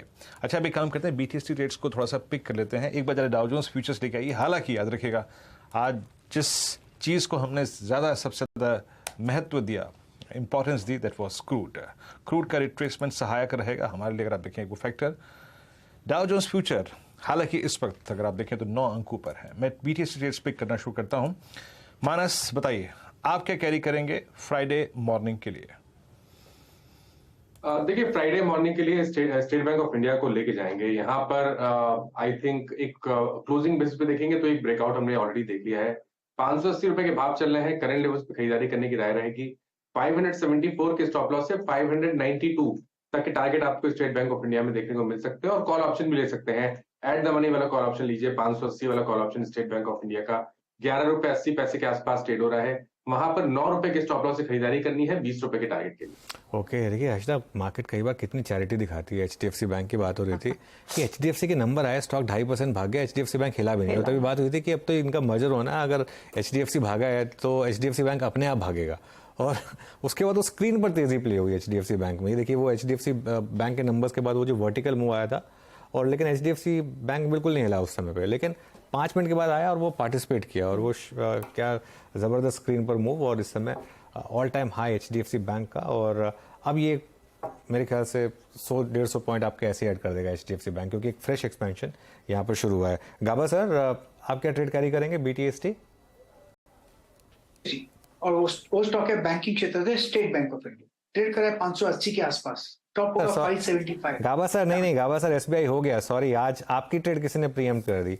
Normally आप चलो मैं दूसरा लेता हूँ, SBI लाइफ। ये बढ़िया लगता है मुझे, अच्छा मोमेंटम है। शायद सुबह मैंने दिया था, मुझे ध्यान नहीं है, लेकिन 1167 पर ट्रेड कर रहा है। ये मुझे 1200 का टारगेट नजर आता है। स्टॉप होगा 1160 SBI लाइफ। SBI लाइफ में पूछा था सुबह। हाँ, SBI लाइफ में मौका और मानस ने SBI पे किया। अच्छा, बाय द वे हम बात करते रहते हैं कि SBI के नतीजे आने हैं, लेकिन वो 18 मई को यानी कि नेक्स्ट टू नेक्स्ट गुरुवार हम SBI के नंबर्स का इंतजार कर रहे होंगे। सरप्राइजिंगली ये वीक के दौरान नंबर्स दे रहे हैं, not on the weekend. At least BSE में जो अपडेट है वो यही कहता है। चलिए, और अब अगला ट्रेड ले लेते हैं। अमित, आपका क्या रहेगा BTST ट्रेड? जी हर्षदा मैम, मैं पिडिलाइट के साथ जाना चाहूंगा। एशियन पेंट्स, बर्जर एंड सब ने बहुत अच्छा किया। पिडिलाइट का स्ट्रक्चर भी काफी बेहतरीन है। कल के सत्र में काफी अच्छी कैंडल थी, आज थोड़ा सा रेस्ट डे और स्टॉक लेकिन अपना कल के गेन्स मेंटेन कर रहा है, डेज हाई पे है। मुझे लगता है कल पिडिलाइट अच्छा चलना चाहिए। 2468 का प्राइस है, टारगेट रहेंगे 2510 के और स्टॉप लॉस रहेगा 2445 का। पिडिलाइट आपकी स्क्रीन पे 2468, ये अमित जी का ट्रेड होगा। प्रशांत, आप ट्रेड क्या पिक करेंगे? जी वीरू जी, मैं सीमेंस के साथ जाना चाहूंगा। करीबन 3580 के आसपास ही है, तो मेरा स्टॉप लॉस होगा 3550, 3550, और जो टारगेट में देख रहा हूँ करीबन 3630 से लेके 3640 के आसपास। आशीष चतुर्मोता जी, आप क्या पिक करेंगे? बिल्कुल, तो यहाँ पर मैं थोड़ा सा पोजिशनल व्यू के साथ जाना चाहूंगा। एसबीआई पे तो हमने बात की, तो वो तो ट्रेड रहेगा, पर एक मिड कैप स्पेस में मुझे लगता है एनबीएफसी स्टॉक, पूना वाला फिनकॉप, डिस्क्लेमर है कि स्टॉक हम पोर्टफोलियो में ओन करते हैं, बट बहुत ही बढ़िया चार्ट यहाँ पे बना है। स्टॉक करीब 14 महीने के कंसोलिडेशन को अब ब्रीच करता हुआ नजर आ रहा है। तो मेरे हिसाब से यहाँ पर 324 रुपए पे एक बहुत अच्छा सपोर्ट है।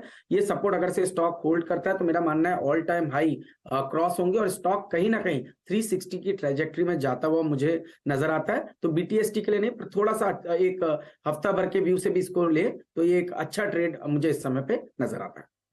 चलिए अब एक काम करते हैं, फटाफट से यतिन के पास चलते हैं और डीलिंग रूम से क्या फीडबैक मिल रहा है वो जान लेते हैं। Yatin, good afternoon.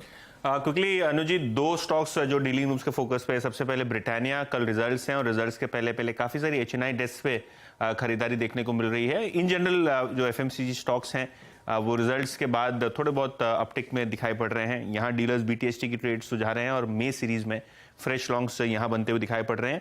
और दूसरा स्टॉक है सिप्ला, लगभग अपने डेज हाई पे है। आखिर के आधे घंटे में अच्छी एक्टिविटी स्टॉक में वॉल्यूम्स के साथ, और डीलर्स को यहाँ भी लगता है थोड़ी बहुत पोजिशनल ट्रेड यहाँ रखेंगे तो 25 से 35 रुपए की अपसाइड यहाँ देखने को मिल सकती है। तो फार्मा में सिप्ला और एफएमसीजी में ब्रिटानिया, ये 2 स्टॉक्स पे डीलर्स फोकस कर रहे हैं। ओके, ब्रिटानिया और सिप्ला पर फोकस, ब्रिटानिया नंबर से पहले और सिप्ला पर भी थोड़ा सा एक फोकस है। सिप्ला जिसने थोड़ा अंडर परफॉर्म किया है रिसेंटली, लेकिन आज थोड़ा सा यहाँ पर बाइंग मोमेंटम। अच्छा, अदानी एंटरप्राइजेस के नंबर्स आ गए हैं और कंसोलिडेटेड नेट प्रॉफिट 722 करोड़ यहाँ पर, और 304 करोड़ से बढ़कर ये नंबर आया 722 करोड़ पर। तो जिसे कहते हैं मार्केट को और गुड न्यूज़ की जरूरत हो ना हो, लेकिन मिलती जा रही है मार्केट को, एक के बाद एक अच्छे से अच्छे नंबर्स आ रहे हैं। भगवान जब देता है छप्पर फाड़ के देता है वही। और मुनाफा नियरली डबल होता हुआ अनुज, 300 करोड़ का डबल से ज्यादा, 722 करोड़। यही इनफैक्ट पहला वो नंबर आया है। कुछ और डिटेल्स आएंगे तो वो आपकी स्क्रीन पर होते होंगे फ्लैश, लेकिन प्रॉफिट के आंकड़ा ऑफ कोर्स अस्टाउंडिंग रहा है। टेक्निकली मानस कोई ट्रेड जो शायद कल के लिए कैरी किया जाए, स्टॉक में एक मूव आ गया था पिछले 10-15 मिनटों में। देखिए, अदानी एंटरप्राइज की बात करिए तो यहाँ पर डेफिनेटली लोअर लेवल पे 20 डे मूविंग एवरेज पे सपोर्ट लिया है। तो अभी फिलहाल के लिए अपनी पोजीशन में बने रहिए। फ्रेश खरीदारी तभी करेंगे जब 50 डे मूविंग एवरेज ब्रीच होंगे, जो कि 1960 है। तो लॉन्ग पोजीशन में बने रहिए 1840 के स्टॉप लॉस के साथ। ओके, अभी और नंबर्स यहाँ पर आए नहीं है, सिर्फ एक ही नंबर का नंबर आ गया। आई जो कंसोलिडेटेड बेसिस पर कंपनी ने पोस्ट किया अनुज, ये 31,346 करोड़ का फिगर आया है। ये 24,866 करोड़ से बढ़कर आया, तो वहां पर भी खासी इंप्रूवमेंट देखने को मिल रही है। तो नंबर्स डेफिनेटली आप देखेंगे अच्छे हैं। अब इसमें एक ब्रेकअप आएगा कि ऑपरेशनली कितना बेहतर हो पाया है नंबर, मार्जिन्स किस तरह की कंपनी लार्जली एंजॉय करती हुई दिखाई दे रही है, लेकिन कंसोलिडेटेड बेसिस पर नतीजे बहुत ही शानदार हैं। स्टॉक नेली 4.5% तक की तेजी दिखाता हुआ। बिल्कुल। और देखिए, वो जो हिंडनबर्ग की रिपोर्ट आई थी उसमें, उसके बाद वो जो एफपीओ उनका फेल हुआ था, उसके बाद ये स्टॉक वन वे गिरा था 3000 से। मेरे ख्याल से बजट डे के अगले दिन, मुझे याद है अच्छे से, कैंटीन में थे हम, वो उसने 1000 ब्रेक किया था। हाँ। हर कोई शायद वेट कर रहा था कि 1000 ब्रेक करे। 950 करीब का लो लगाया था, वहां से डबल हो गया अभी स्टॉक। एग्जैक्ट 50% जो है वो रिट्रेसमेंट कर चुका है। अभी भी अपने हाई से खैर 50% दूर है, तो देखते हैं। लेकिन ये 12 महीने का चार्ट इसका, लेकिन नंबर्स में कोई कंप्लेन नहीं है। मेरे नंबर्स में कभी कंप्लेन रही भी नहीं है, एटलीस्ट अदानी पोर्ट्स और एंटरप्राइजेस को लेकर नंबर्स में कोई दिक्कत नहीं है। बाकी वो मामला जो है वो कहाँ किस करवट बदलेगा वो खैर बात की बात है। लेकिन अब एक काम करते हैं, एक बार आप मार्केट को रिकैप करना शुरू करते हैं, क्योंकि हम डे एंड कर रहे हैं 18,250 पर। वो 18,210 क्रॉस हुआ, फिर एक और 40-50 पॉइंट ऐड हुए। निफ्टी बैंक 43,700 के ऊपर गया, लेकिन अब एडजस्टमेंट की वजह से थोड़ा नीचे आ गया। वो 43,700 की कॉल शायद 0 पर बंद होगी, लेकिन दैट्स ओके। लेकिन शानदार मूव हर्षदा। तो फिर वॉल पे चला जाए और इस क्लोजिंग को समझा जाए। जी हाँ, 2.5 मिनट बचे हैं और मार्केट की इस तरह की तेजी में एहसास ही नहीं हुआ कि मार्केट क्लोज की तरफ आ गया है। 18,250 इनफैक्ट डे हाई के आसपास ही इंडेक्स जाकर टिकता हुआ आज 150 पॉइंट की बढ़त पर हम जाकर टिकेंगे। निफ्टी बैंक आज का स्टार परफॉर्मर 350 पॉइंट तक की तेजी देखने को मिली है और आज दरअसल साथ निफ्टी आईटी का भी था, करीब 120 अंकों का इजाफा बनता दिखाई दिया है। कुछ स्टॉक्स आपको दिखा देते हैं जहां पर हमने देखा अच्छी खासी तेजी बनी। एक तो HDFC नतीजे आए और नतीजों के बाद क्या मूव देखने को मिला है, और वो मूव एक फॉलो थ्रू के तौर पर HDFC बैंक ने भी दिखाया। तो 2.5% के गेंस पर HDFC ट्रेड करता हुआ, और यहाँ पर HDFC बैंक में भी करीब 2-2.25% तक की तेजी बन रही है। आज के दिन जो स्टार परफॉर्मर था वायदे बाजार का, वो था दरअसल चोला इन्वेस्टमेंट का काउंटर, जहां पर नतीजे काफी शानदार रहे। लोन ग्रोथ काफी सॉलिड है, 27 क्वार्टर्स के हाई पर, 8 क्वार्टर्स के लो पर ग्रॉस NPA 7% भागा है ये काउंटर। और इसको देखकर हमने देखा बजाज फाइनेंस जैसे काउंटर्स, M&M फाइनेंस जैसे काउंटर्स में भी अच्छी तेजी बनती हुई दिखाई दी। इनफैक्ट आज के दिन मिड कैप IT में थोड़ा सा एक्शन देख रहा था। बिरला सॉफ्ट पर मेरी नजर गई थी, वहां पर प्राइस एक्शन खासा था। ये काउंटर्स रेडार पर थे। देखिए 4% तक की तेजी यहाँ पर बनती दिखाई दी है। अब आपके लिए लेकर आते हैं कुछ ऐसे स्टॉक्स जहां पर थोड़ा सा नंबर्स का एंटिसिपेशन था। तो ऑफ कोर्स कल ब्रिटानिया के नंबर्स आने वाले, उससे पहले स्टॉक थोड़ा सा साइडवेज होता हुआ दिखाई दिया, लेकिन इवेंचुअली यहाँ पर कई सारे बाय साइड की पोजीशंस आई हैं। क्लोज 1.1% के ऊपर ही हो रहा है। हीट मैप में देखिए अदानी ग्रुप में तेजी, अदानी एंटरप्राइजेस नतीजों से ठीक पहले तेजी थी और नतीजे भी अच्छे रहे हैं, मार्जिन इंप्रूवमेंट भी देखने को मिला है।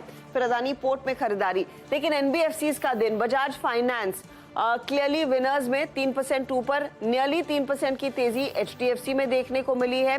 साथ ही SBI लाइफ जैसे काउंटर्स, HDFC बैंक, आपका बजाज फाइनेंस, फिनसर्व दोनों भागते हुए।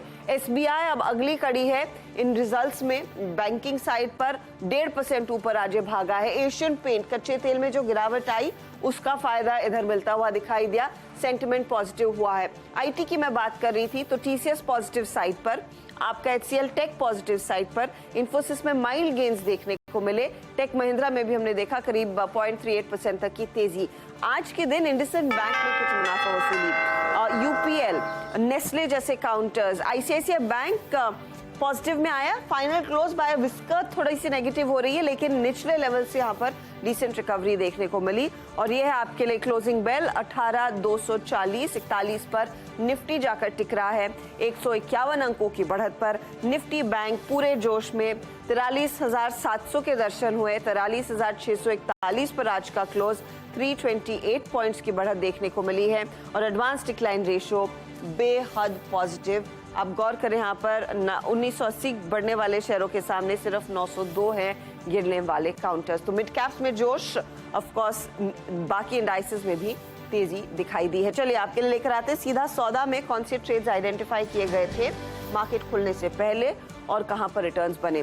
तो आशीष ने of course Chola investment, ABB और बजाज कंज्यूमर नंबर्स के बल पर तेजी की पोजीशन रखी थी।